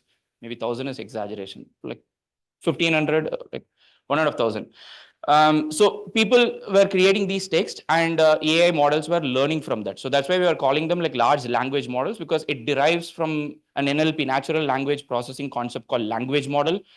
You take a language model, make it really large, and that is your large language model. What started happening is people started realizing that as a human, you're not dealing with only one modality. You're not dealing with text. I mean, when I'm speaking, obviously there is text there, but I'm speaking, it's an audio. I'm seeing there is a vision. So you need more modalities. And people started doing what we usually do. Like I'm a South Indian. So if we have like idli in the morning that we cooked and the idli is left over in the evening, then we make idli upma. So this is a very easy concept of cooking. So what people started doing is they started taking the LLM, the large language model, attaching a vision encoder to it. So the LLM can see now. So it's like they took idli and made idli upma. But what people were interested in is that they want a truly multimodal model, which means a single model, a unified model that can handle input image, create output image, understand input audio, create output audio. So this was like the holy grail when 2023 was there. I think we have a lot of multimodal models now. Started with Gemini. I think GPT-4o, probably I could be wrong, but GPT-4o is also OpenAI claiming that it is like a truly multimodal model, but it doesn't still let you create a lot of things. The second one is we have seen like accelerated growth of media generation. Companies that were trying to use large language models only for copywriting. I don't know how many of you know, Jasper.ai made a lot of money because Jasper.ai created a tool that, you know, a kid can use ChatGPT with. Like, I don't know why people are paying so much money to Jasper.ai and they made so much funding. That's the world we live in. So people were making a lot of money and creating a lot of tools only with text. But that changed a lot in 2024 because the media generation, whether it is image, whether it is video, that has got accelerated. Companies like Runway, companies like Pika Labs, Ideogram, Luma Labs, lot of these companies came into picture and started creating images. And now the image is not just image. See, that's the whole point. You can just go say, I want an astronaut riding a horse on moon. I mean, this is fine. Like we were all there in 2023. But the concept of LoRa or concept of fine tuning the models came into picture where you can put yourself there. Now, what happens when you put yourself in there? People started exploring, okay, can I use it for product placement? So can I like take Cristiano Ronaldo and put a Coke bottle in front of him and make him sell it, like even if he doesn't like it? So this kind of stuff people started exploring. Now you've got like virtual try-ons, like I can probably remove this shirt, like without removing. But I can like literally take a Levi's shirt, or I don't know, does Levi's have a shirt? Okay, maybe let's go with pant. Levi's pant, and I can just replace this pant very easily, like within couple of minutes, and not even couple of minutes. So merchandising, virtual avatars, these kind of concepts became quite big in media companies, primarily because there is an accelerated media growth. And then we started getting something called world models. I don't know how many of you have seen this thing. I don't have a demo here, but a company, I forgot the name, they created a large language model, or let's say a multimodal language model, which has like everything. And there you can go play a Minecraft, a very low res version of a Minecraft, but the game is not designed or programmed. Rather, it's a language model, or like an AI model, where as you play, new frame is generated. As you press a single key, new frame is generated. It's a very crappy, poor, low quality version. Like it's like, you suddenly woke up and then not just 1 year coma, probably like 25 years coma, and then you decided to use a Nokia phone to record everybody. So it's like that quality. But what it shows is a promising future. It shows that frames can be generated rather programmed. You don't have to program every storyline. And AI is good at copying not just text, but also what happens in a game engine. And even before world models came into a picture, people are trying to do it with language models. If you are very passionate about language model, this is a very interesting use case for you. So what people try to do is they try to take the entire code of Doom, not like Doom. This is like the Doom game. And they try to take the frame, convert into text. So now you have got the ASCII version of this thing. And then they try to create a fine-tuned large language model that understands everything. Now, when you fine-tune a large language model, all it learns is a new pattern. It just like learns a new style. Like imagine you're a social media manager at McDonald's and you don't want your job. Then all we have to do is we can train a large language model in the last 100, 200 tweets that a social media manager from McDonald's tweeted. The 101 tweet will be exactly almost like what that person would have done. The style is what the model copies. Okay. I don't know now. Pablo Picasso might come and say that great artists like steal. What is it? Good artists copy, great artists steal, something like that. So which a lot of people also attribute to Steve Jobs. I don't know who said it for the first time, but later say these models are great artists. They copy really well. So now what we started seeing with world model is that you don't have to go through the pain of converting into text and do all these things. What you can do is you can generate new frames. And very recently, a very, very popular researcher, her name is, I think, Fifi Lee. She is very popular. The reason she was very popular is because back in the deep learning days, data sets were quite expensive. And one of the very first data sets that were created early in the deep learning days is called ImageNet. So Fifi Lee, their team, I'm probably like not pronouncing the name correctly, but their team created the data set, and she has come up with a very recent startup that actually helps you build world models. And this kind of a concept also comes in with multimedia generation, because for example, there is a model from Google, which I'll mention somewhere later. It's called VEO2, or like Sora from OpenAI. These models, as they learn how to generate videos, they also tend to learn the physics of the world. So that is very important. A lot of people, I don't know how many of you have tried, but there are a lot of startups that lets you take an empty room picture, you upload the picture to the platform, and then it will fill in with interior designing and then give it to you. But for these models to work, I know personally, like I've worked with a couple of people, they had to do a lot of masking here, like removing stuff, primarily because these image generation models do not understand physics. They're in a 2D world, they don't understand physics. They might put like a couch that is like this long. So now models started understanding physics. I don't know what is the reason, but it is happening. The biggest leap forward, I would say, in a large language model is that we started getting a new family of models called the reasoning models, or as marketing people from OpenAI would call it, thinking model. So now that is a totally different philosophical concept, whether to understand whether the model is thinking or not, whether thinking is only exclusive for humans, not models. Separate discussion altogether. But we started getting this new family of reasoning models, like for example, O1 from OpenAI, DeepSeek R1, which is an open source model. I think probably from Alibaba or some Chinese company. We assume every Chinese company is Alibaba or Tencent. Like this is quite bad, but that's what. And then we have got Gemini, Google Gemini thinking model. So these models are there.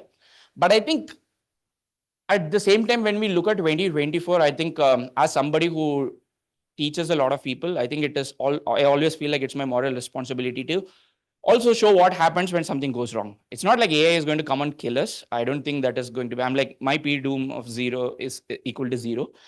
But what happens is things like this. For example, there is a very popular company called character.ai. Anybody has used it?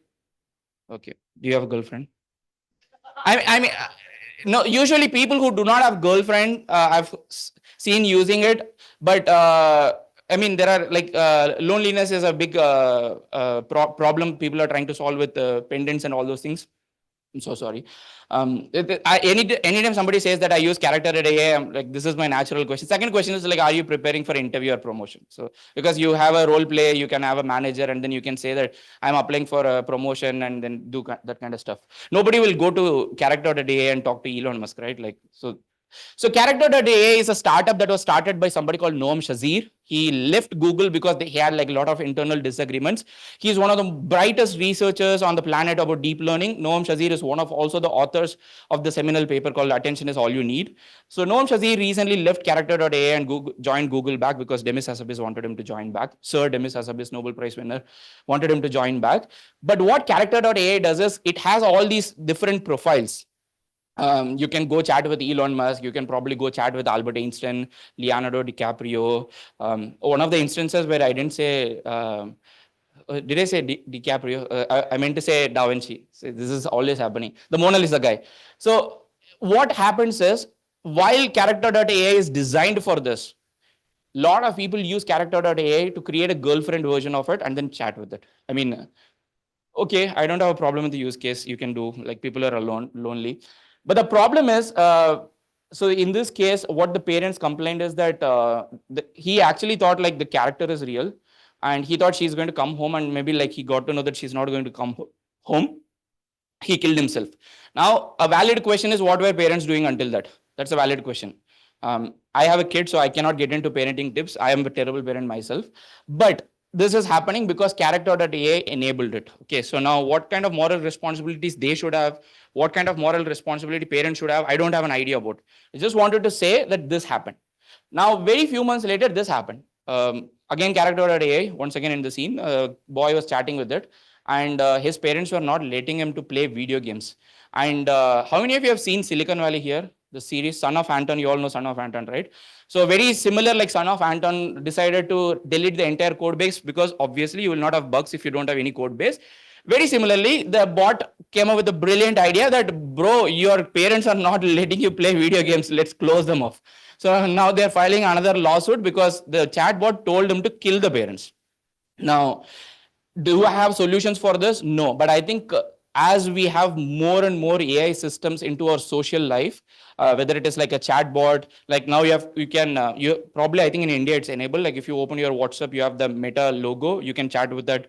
ChatGPT launched on a phone. You can call it and talk, or you can chat with it and talk. As we have more of these solutions entering into our social, daily life, I think it's very important for us to also stop and think that what kind of impact it will have in our human life. Like whether it is it okay if you have an AI girlfriend? Like what is the end game of it? Like is it a means to an end, or is it itself an end? So there are a lot of questions there. I just wanted to leave it there. There are certain things I feel that are quite commoditized. Like you cannot, I mean, I've also done a bunch of AI consulting. I think these are all not like selling points anymore. Nobody gives a damn, or nobody pays you $100 because you can do fine tuning or RAG. I mean, it could be still there, but these are all pretty much commoditized at this point. RAG stands for Retrieval Augmented Generation.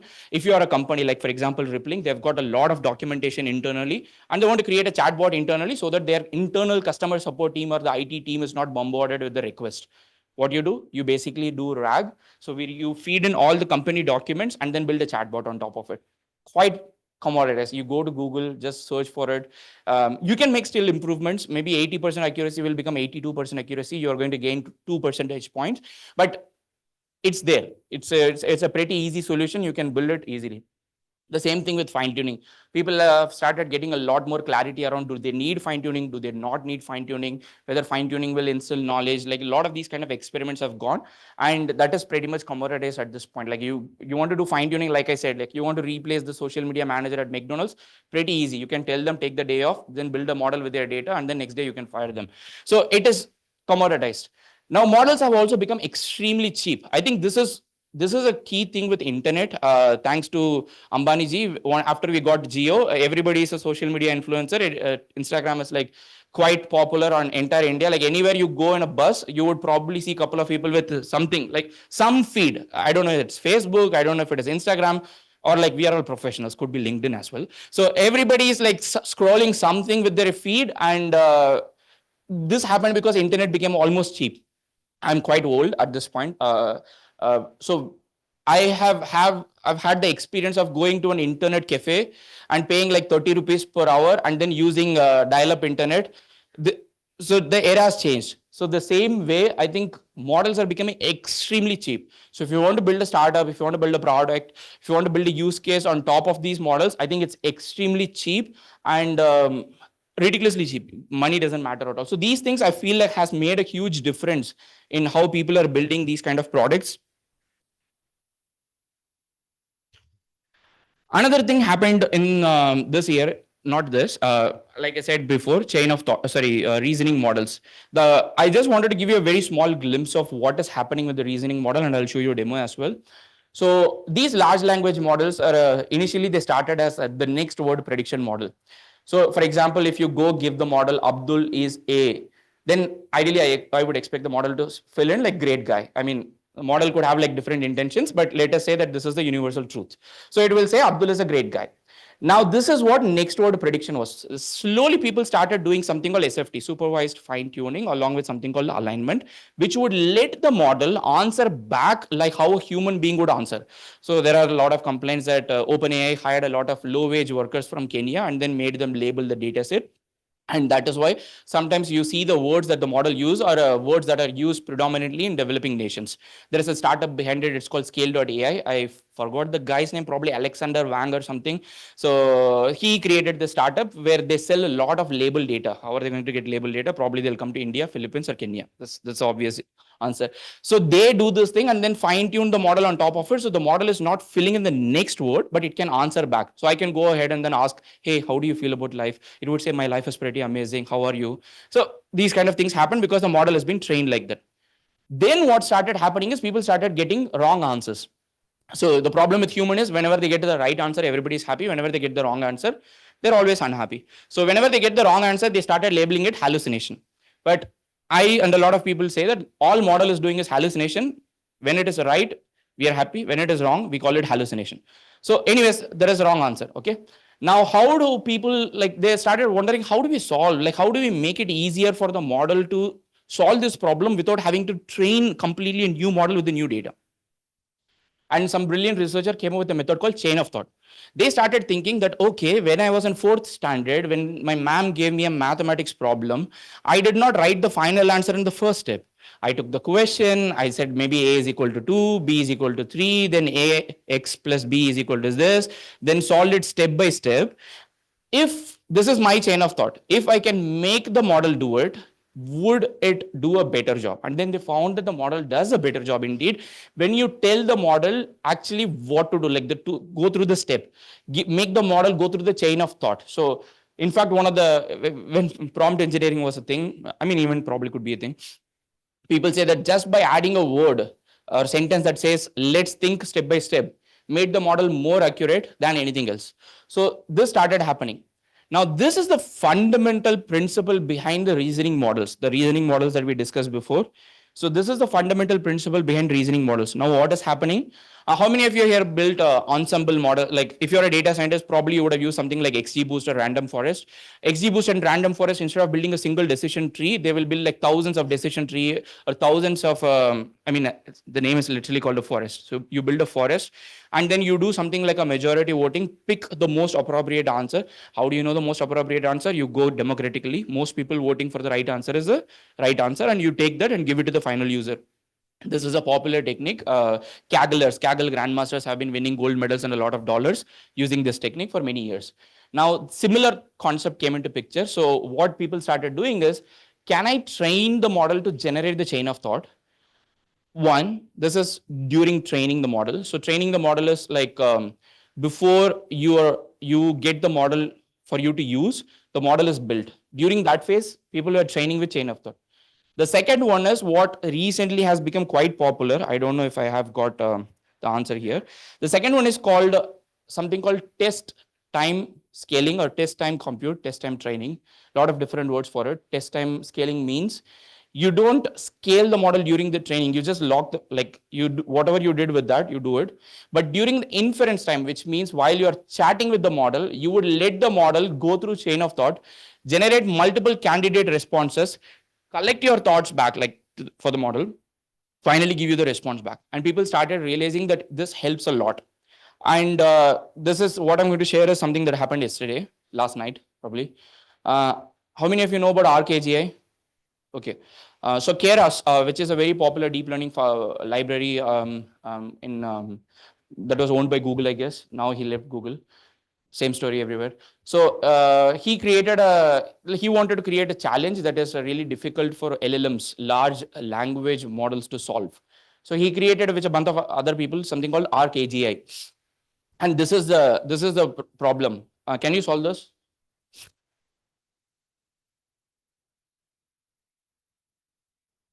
Good. That's the question. You have Tetris, almost like. So you have to look at these examples and fill in this.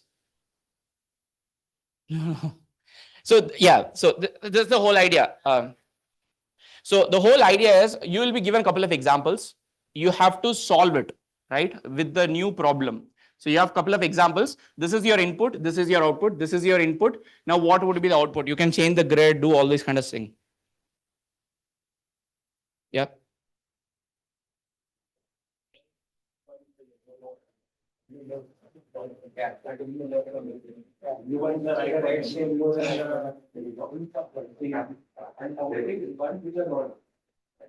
Good. Like this, they've got hundreds of problems. Even in fact, like you tried, I also tried to solve it. I'm not saying like my IQ is great or something, but after a few problems, I was like, bro, what is happening? I'm so bad. I'm like the lower grade of human being. So I just conceded my defeat to AI and then said, okay, fine. So this is supposed to be a harder problem. Like even for humans, it's not very easy, but I was told that humans scored 85%. I was like, I could not believe it. I was like, humans scored 85%. Like, where am I standing in the percentile? But anyways, humans scored 85%. And no other model, like literally no other model had ever come closer to it more than like 20%, 30%. I think the first price for this was like $25,000 or $30,000. And the way they built was they used a bunch of like models. They converted this into text, like fine-tuned models. They did a bunch of things. But one of the things that they did as part of the challenge was also test time scaling. Like during the inference, they would generate multiple candidates and then finally vote and then get it back. Now, what happened last night was OpenAI launched a new model called O3. And if you see this is a terrible chart, but for now, let's forgive them the data visualization skills better than our journalists. So you can see here this point. What is happening is, as you let the model think longer, and as you let the model spend more money, people started realizing that the model can do better. And that is what you're seeing here. So you see here, and this is a log scale. This is not even like the normal, not a linear scale. It's actually a log scale, one or maybe like 10, $100, $1,000. Yeah, probably they spent that much to solve it. And the model scored like 87.5% or something. One, you can always argue saying that, hey, what is this crap? You spent $1,000, $5,000 for this kind of thing on the model. But the point here is that this is supposed to be a harder problem. And it's not just one. You are not training on only one. Like this, there are like hundreds of challenges. You can go to their website and then play it for fun. And the model is trying to do better. So what people started realizing now, December 2024, is that previously there was a concept where as you give, it's called scaling loss in deep learning. As you give more data, more compute, more parameters to the model will do better. This is how all the models came into picture. Like there is something called chinchilla law, a scaling law.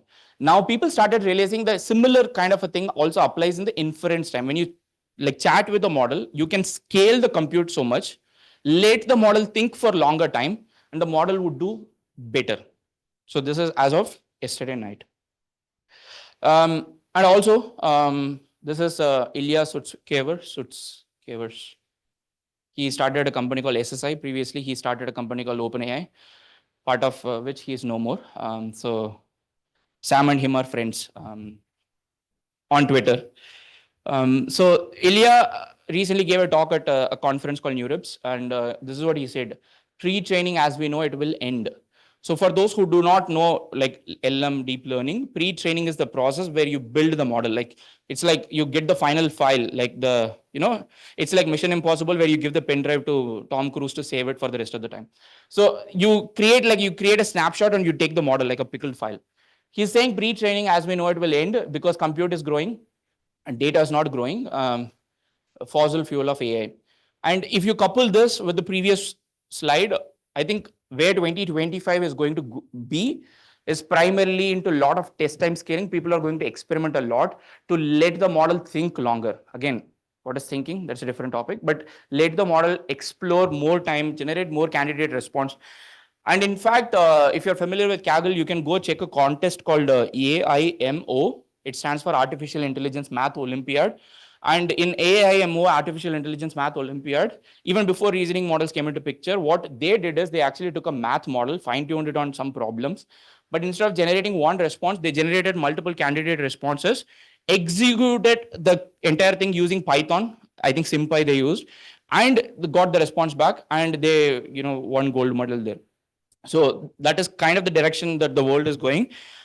The next one, I want to quickly run through what people are saying as agents. If you want to think about in the context of LLMs, you have a prompt or input, and then you have an output. When you talk about agents, you think in terms of what is the task that you want to give, what is the action or execution that they are doing. Let's see if I have time, I'll show you some demos. But also, what is it saying? That guy is agent. This is definitely not a VC because VC will not do this. This is some guy trying to do due diligence. Probably in the third scene, he'll put it back because he needs to raise fund.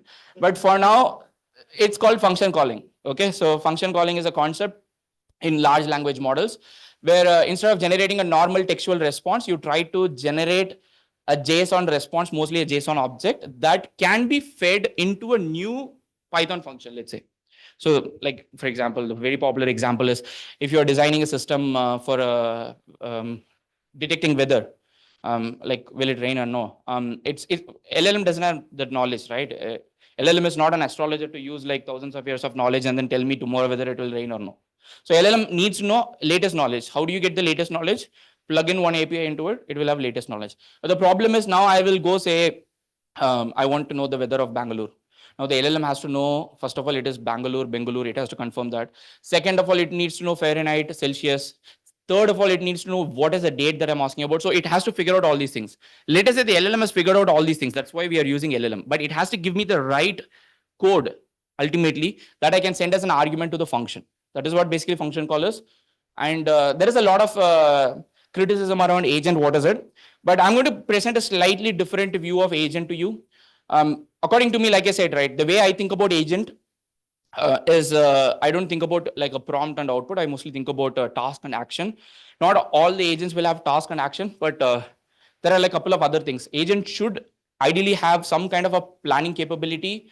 Agent should have access to a bunch of tools, for example, calculator, internet search. You don't want the models to be doing like 3 into 3, count the number of bananas, count the number of hours in strawberry. So you don't want the model to do it. You can just pass it to a Python REPL and then get the output and then get it, like your life is happier. So agent should have some kind of memory. Agent should have some kind of planning capability. It should have access to some kind of tools. It should also be cooperating. And I don't think you have to use any framework for that. Like there are a lot of frameworks raising fund for that, Crew AI and a bunch of other things. There is an Indian startup as well. Can you believe it? Okay, there is a nice Indian startup that does similar thing. They give you extensions that you can. Huh? No, that guy is Indian, but not Indian startup. Yeah, I'm sorry, I forgot the name. So what they help you get is they help you build these extensions. Like imagine like you're working for a company, you want to build an agent for CRM, you want some kind of a hook or a connection to read Salesforce data. So somebody offers you, you can design the rest of the things. But ultimately what you want to have is you want to have these kind of things, these kind of the agent should have a role. These agents should collaborate. Like for example, let's say you want to create a research agent, right? You want to write a newsletter every week and you don't want humans to do it. So what you can do is you can have like 3 agents.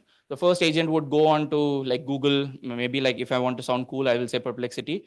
Go to Perplexity and then read all the articles. Second agent will summarize it, and the third agent will write down an email and send it. So you can have like a sequential agent and all these kind of things that you can design just with the normal Python code.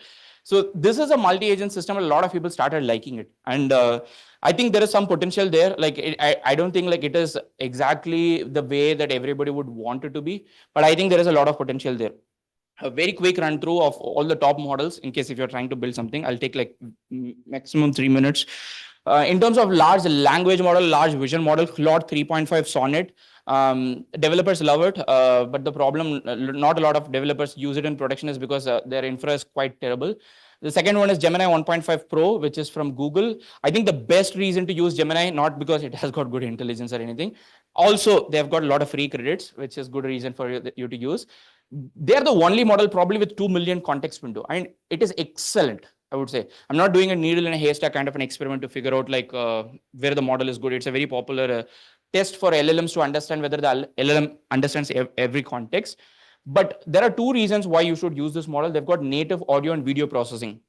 So for example, in ASR, automatic speech recognition, one of the harder problem is when you send a speech, like for example, me and she, let's say we both are speaking here. Now, when you send this feed into a speaker diarization model, the speaker diarization model would predict that there are two speakers and then tell you when first speaker spoke, when the second speaker spoke. It's not like a very simple thing, but it's a problem. Gemini 1.5 Pro, if you go to Google AI Studio, can do it like natively. And it's an excellent model for multimedia processing and also the audio. And if you have never used it, you go to aistudio.google.com/live. They've got an excellent feature where you can take your camera, point out something, and live you can ask question, it will answer. So this is one of the best multimodal model, at least in terms of vision, audio, video processing. And GPT-4o is still definitely the all-rounder because their infra is good, they scale well, and if you want to build reliable products, it's easy to do it. Qwen 2.5, again from China. Not a lot of people like the model. Not sure if it is because it's from China, they don't like it, or they just like don't like it. But it's a really good model. If you're trying to build something out of small models, if you're trying to have open models with more control, don't want to give your data to Anthropic and Sam Altman, then definitely you should use it. For coding, an equivalent is from DeepSeek. DeepSeek has a DeepSeek Math, a DeepSeek Coder, really good models. And of course, our boss, Mr. Mark Zuckerberg's model, Llama 3.1 is there. If you want speed for your agentic use case or for other use cases, if you want speed, Gemini 1.5 Flash. In fact, recently Google launched Gemini 2 Flash. Really fast, really good, long context window, native multimedia processing. GPT-4o Mini. What does it say? Some guy is really good at marketing. Yeah, he does a good job. Claude 3.5 Haiku. What? Anthropic is confused. Okay, that's because Claude 3.5 Haiku, Anthropic launched a new version which is more expensive than the older version. And then the reason they said the newer version is more expensive is because when they tested the newer model, the model was more intelligent than the before model. So they said, okay, let's charge more because the model is more intelligent. So in terms of video generation, this is currently under waiting list. I don't have access as well. It's one of the best. You would not find anything that is better than this. It has excellent physics understanding, which was not possible before, or which was not something that we have seen before. You would go to internet and then see videos where somebody is, slicing a tomato with a knife, and then it does a pretty good job, or like juggling balls, throwing bubbles. The best, probably the video generation model, but of course Google is they put you on waiting list, never know when it is going to be on production. This is from China. They've got confusing names. One is called Helluo, also they are called Minimax. Probably if you want to build production use cases, I will close my eyes and then build on top of this model. The model is good for text to video. The model is excellent for image to video. So for example, you can take like two people here and then give it to the model, take a snap, and then you can ask them to walk in a beach. The model will do it for you. Maybe some deformities will happen in, in terms of anatomy, but excellent model. And then Sora, I just honorable mention there. In terms of voice agent, I think if you want to also go into an agency model, if you want to let's say you're on a job, you want to have some kind of side gig and you want to go into an agency model, I think the lowest hanging fruit, at least for India, I would say is building, or even for US is building voice agents. You can go to a dentist and then say, boss, you cannot be awakened throughout. Most of the dentists in like Bangalore, at least you will see they are working in Apollo or Fortis, and then they have got a clinic. So you can say that, oh, while you're working in Apollo, there is an AA agent that can pick call for you and book an appointment. and then you can build so you can go with the agency model, or even if you're trying to build your own product on top of it, I think this is excellent use case. 11 Labs, super popular. They recently launched a conversational agent. I would say Play.ai is quite solid. They've, if you go to their website, on the homepage, you've got a free agent that you can talk to. And you can also connect it with Zapier, Make. I don't think it supports N8N, but I think Zapier and Make should be there. So you can create automation, CRM, hook, everything. If you want to open source, Fish is probably, okay, Fish 1.5 comes with a non-commercial license. Probably if you want a commercial license, you have to go with something called Parler TTS. But Fish is probably the best open source if you want to build, sorry, not open source, open weights. I just tried to correct myself going back. Not open source, open weight. The model weights are shared, but it's not free. It's not commercially available for you to use. So if you want like Instagrammable pictures, I created Tweety takeaways. So if you want like few takeaways out of this session, I think the most important takeaway is if you have a VS Code fork, YC will give you funding. So you can probably use it and maybe like burn some VC money and also like get popular on Twitter, X, whatever it's called. Agents are going to be everywhere. I think it's quite obvious. Means I listen to a lot of podcasts, and one of the things that people keep on saying is that there are a lot of mundane tasks that I have to do, like, for example, booking a flight, booking a cheaper flight, booking the best itinerary, and people want all these things to be automated. You could be a newsletter creator, you could be into media, you want like somebody to do research for you. So I think agents are going to be there everywhere. It's not going to be like MIB agents with the beautiful suit and all this. It's going to be a Python script lying down in some kind of a cron job. And then test time scaling is going to rise. I think it's quite obvious at this point, given that yesterday night this happened. I think test time scaling is going to rise. And a very important thing, let's say you don't know, you have absolutely no clue about whatever the heck that I spoke about for the last 25 minutes. You're like, what is this guy talking about? If you're that, I would strongly encourage that you should focus on benchmarks. See, as much as people are going to build large language models, they need benchmarks to measure these large language models. And without these benchmarks, everybody can use some marketing materials. Say, oh, we have got this on MMLU, we have got this on GPQA. Doesn't matter. You need to have stronger benchmarks. If you want to also get into research, or let's say publishing, paper publishing, not like Medium article publishing, paper publishing. I mean, Medium article publishing is not bad, it's good, but different topic. If you want to publish paper, I think I would say take a problem, try to create a benchmark around it. What do I mean by benchmark? Like some 2,000, 3,000 questions on how you want the model to behave, how you want the model to be evaluated. Take one of the free models that I gave you, like Gemini 1.5 Flash or these things. Write a very simple Python code, see how the model is doing, then try to get some funding, and then go to some subscription like Together or AI or something, and then create a benchmark, publish it as a paper, and publish the data set on Hugging Face for everybody to use, unless you want to make money with the data set. I think this is going to be extremely important.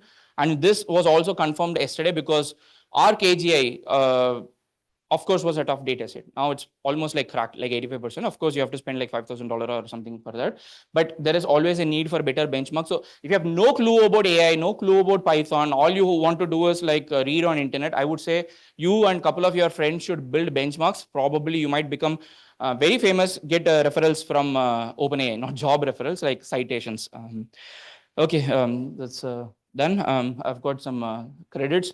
I used Flux to create some images. I drank some tea last night so that I could make this presentation.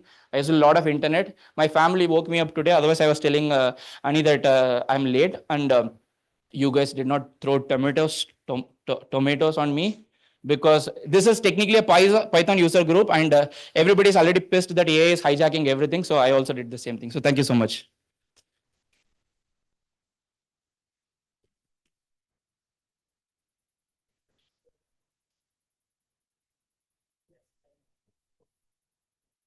I'll take this first. Test time scaling is a concept. Okay, maybe I'll do a very short, like couple of minutes. Okay. So I've got the Google AI Studio. Okay. And I've got the experimental 2.0 Flash. Now I'm going to ask a simple question. I want to be like, what is it? Right. I hope Elon Musk fans don't get offended. This is a question I usually ask. Also get a lot of platform internet. Okay, what is it? It is saying something in a very small font.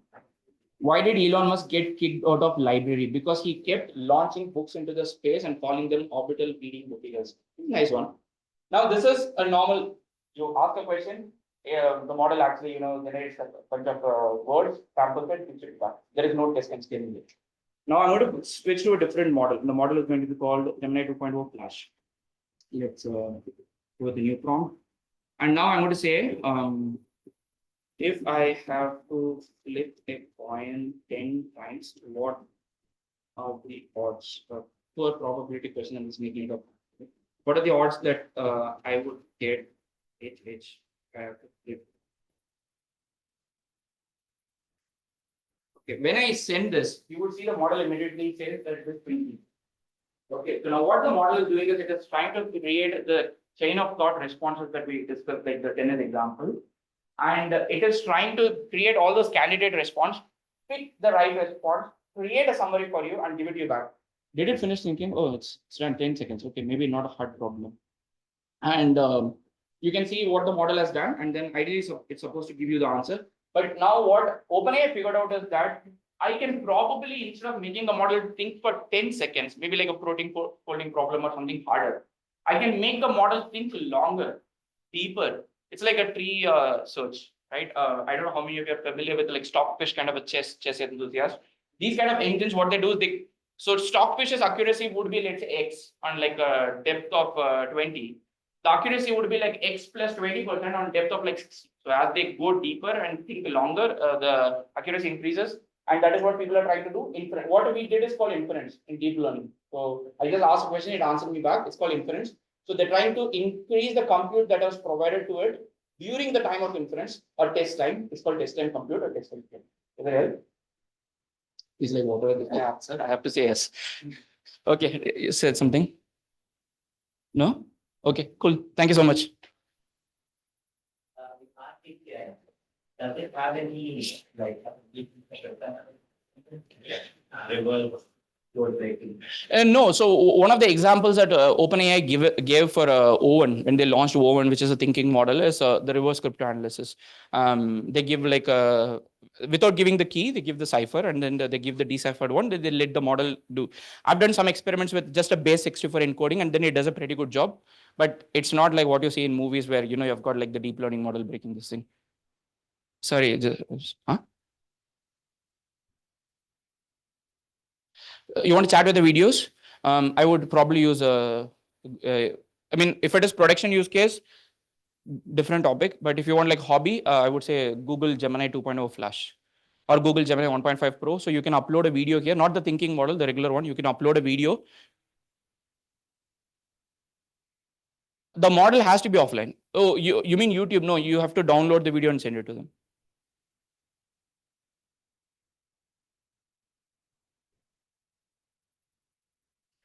I think the fundamental principle of agent framework is don't use any framework, but because it adds overhead when you move it to production, then you have to deal with multiple dependencies. Every agent framework that you install will have like 20-30 dependencies. So it's like a fun contest who is installing faster. So if you're building a very simple agent, I would say don't use any agent. But if you want to use something, I think Pydantic very recently, like if you're strongly into Python ecosystem, you care about type and all these kind of things. Pydantic recently came up with something called Pydantic AI, and they're trying to build that agent layer on top of it. So I would say maybe use Pydantic. If you're not good with Python like me, if you're like absolutely bad with Python, then I would say use Crew AI. No, Crew AI for you to deploy agents on their platform is paid.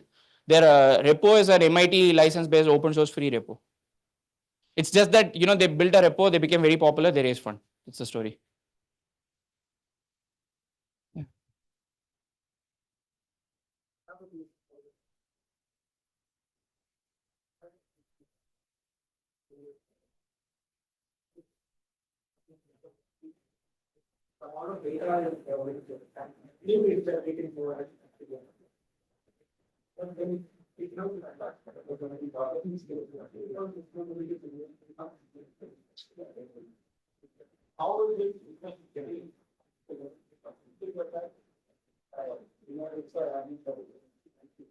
So this is not a random forest. I was just giving an example there, but yeah.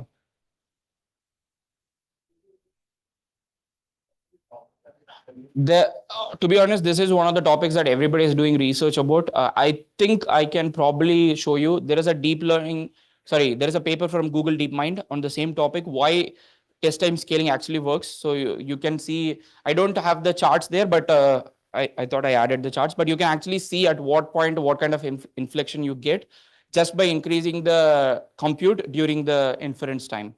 So there are research. I'm not a researcher. Sorry, false? It will lead to. That is why you need more candidate generation. That is why you are letting the model think a longer time so that you generate more candidate. So imagine you are like doing what is probability? So if I flip a coin and then I get 2 times I flip, I get 2 times head. Now you will, technically the probability theory that we studied would not say this thing. You are not going to get 2 times head immediately.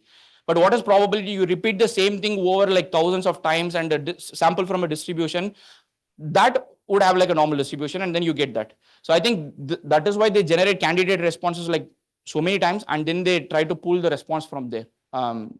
Yeah.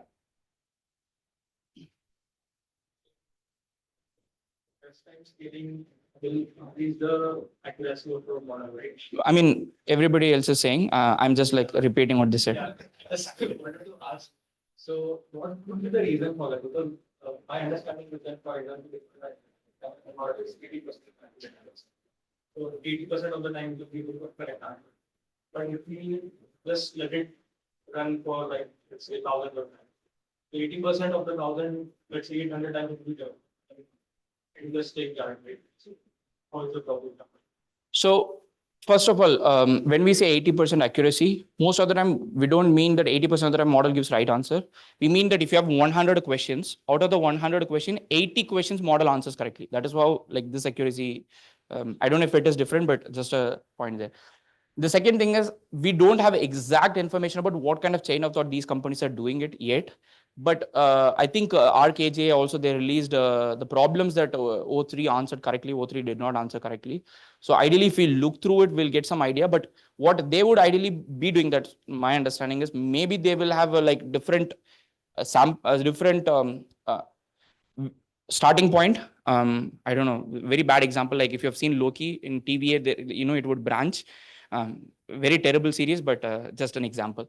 So it would branch into different sides, get different answers, and then finally probably pull. This is my understanding. I still don't have a lot of. This is what the guys who won the AIMO, Artificial Intelligence Math Olympiad, did. So for every math problem, they generated like 7 to 8 responses.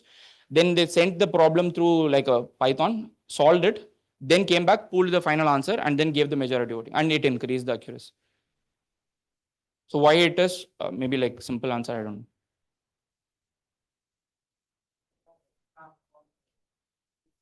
Yeah. See, that's a very good point. So for people who do not know, so reducing the temperature reduces the randomness of model generation. Increasing the temperature increases the randomness of model. So now you might ask a question like, why would you want a model that creates more randomness?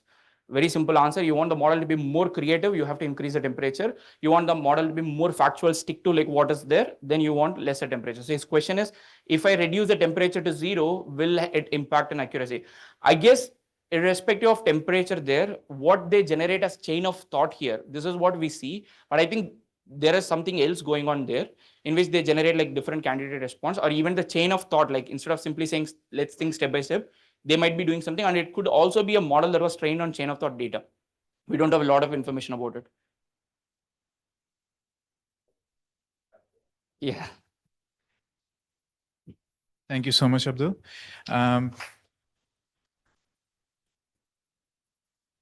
So that was the last talk for like this and this year's BangPypers meetups. I would just like to very quickly talk about a little bit about BangPypers before we have one lightning talk from Manish. But before that, so BangPypers, like I think a lot of you are aware of the other open source meetup groups as well, PyDelhi, Django India. We are completely volunteer driven. And every month it's hosted in a different place. Thankful to the host this year. This month, thankful to Rippling, we got to host it here. So thanks to our host for this month. And if you, any of you would like to volunteer for BangPypers, do get in touch with either Abhilash or me, and yeah, we can sort of go from there. We have an active Discord community, so if you want to be part of that, the link is either on the Meetup page or on our Twitter page. There's a mailing list as well, but I think mailing list is a little old school now. Nobody really writes emails anymore. So yeah, we can probably move to Discord from there. With that, Manish would like to talk about a little bit on the finance side. It's not exactly on the programming side, but it feels might be relevant to everyone here. Yeah, we'll just. Sure. Hey, hi everyone, guys. Okay, who am I? Why I'm here? Guys, my name is Manish Jhamar. I'm into the same as hardcore techie like you guys. 2 years with a startup, 10 years with a Samsung, 3 years with a Walmart. Simple, right? And why I'm here, right? There's a background to it, right? So a few years back, right? I met one of the fresher, okay, to understand that how much typically the IT guy makes, right? And what I realized when he said me that I make 1 lakh, I said, yeah, that's awesome money to work for, right? And then I said, ki, kaise spend karte ho? What all you do? He said me, yaar, mera 40K ka rent hai, right? And then 30K in other stuff. And then typically I asked him that how much you are able to save. He said, yaar, kuch bhi nahi bachta, nothing. I said, do you really know what is being happening? Right? He said, 40K is very normal in Bangalore.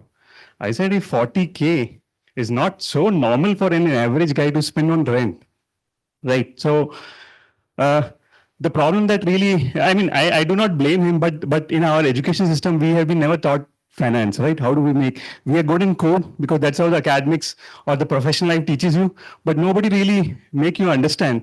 We guys are very, as an Indian, we guys are very skeptical about talking about money also. Like we do not talk much about money. Right, we talk a lot about code, a lot about design, but at the end of the day, if you ask, right, over a period of time, when you spend around 15, 20 years in IT, you'll realize everything gets translated into money, right? The kick that you're getting, it eventually has to be materialized, right? So that's where I turned up into saying that, okay, this is something which I wanted to open up in the community to give it a thought, right? So now I'm running in my late 30s, guys. What is that which I would have, if I was in the 20s, like a lot of you guys, what is that which I would have told to myself, right, to make things correct?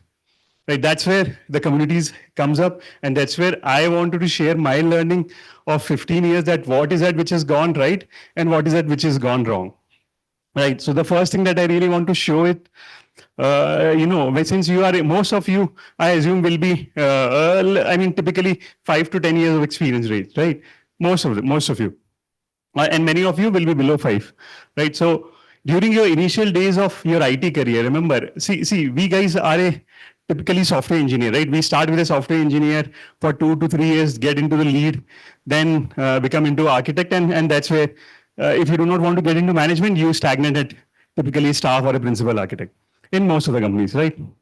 So here, what is that which you have to realize is that the first point which I really want to mention is own your career, guys. It's really, really important that, see, a typical corporate will always drives on the business, right? If I'm owning a startup, it's all about my business. I do not give a damn bother about what my employees think. There's a saying in the books, but does not get translated a lot of times, and it's a very difficult problem. So as an employee, make sure you start doing something which you really like and translate that into the projects which you are doing it. Own your career. At some point, if you are going in the flow of what corporate takes you, you will hit a deadlock there. A lot of people have hit it, guys. Okay, so if some project is not working or not giving you the kick, change your project, translate into something which gives you meaningful vision. First thing, right? I know it's easy to say me, but really gets very difficult when you are into the project, when you are knowing that there's not much market left outside.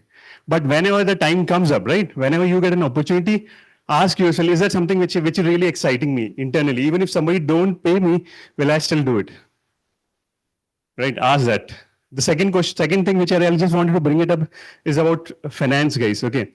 a simple thing, a 50K per month. Typically, every engineer end up making, say 80K to 1 lakh is very optimal with your EPF. So 50K saving in a month is possible for a lot of us. A 50K per month just saving for 15 years translate and growing it at the rate of 7% can get you 2 CR. Okay, so at somebody at 15 or 20 years of experience tell me that I do not have a saving of even 2 CR. Is basically, that means there are a lot of blunders which has gone in the past. So don't do that. Start saving it immediately. IT is a very short-term game, guys. India is a very cost-sensitive market. If you're not moving it to US or Europe, you are going to find it that there is a lot of stagnation that happens. And that's very true. We become very expensive. So the faster you learn, right, that making money from money and different instruments through which you will generate, it will help you when you go into those deadlocks. Right. So remember, first thing is, I'll just boil down to the very small 2 to 3 instruments which you should think it. Which I see that a lot of YouTubers are not doing it because YouTube is all about a lot of time equity. Right. If you see anywhere that how do we make money, it's all through businesses. So the first thing is, obviously, I will also pitch in along with them, is stock market. Index is a way to go. If you want to, India is a growing economy, it will keep growing. Even if you start with a 5K per month in just equity, it will help you guys. First thing. Second thing, which I really talk about, is a PPF. A lot of people discourage you. There's something called Public Provident Fund. How many of you have an account in PPF? Many of us, right? So, okay, there are many. That's a good thing, right? So PPF is not about making a great returns. PPF is all about the mindset, guys. Every year, pumping the money of 1.5 lakhs for 15 years is what has changed my mindset. And I realized this is something which has worked very nicely for me, even though it has given me less return. But the mindset of saving money has come from PPF for me, right? So think about it that those instruments are actually a great asset. Then the third one, which I really want to talk about, is NPS, National Pension System.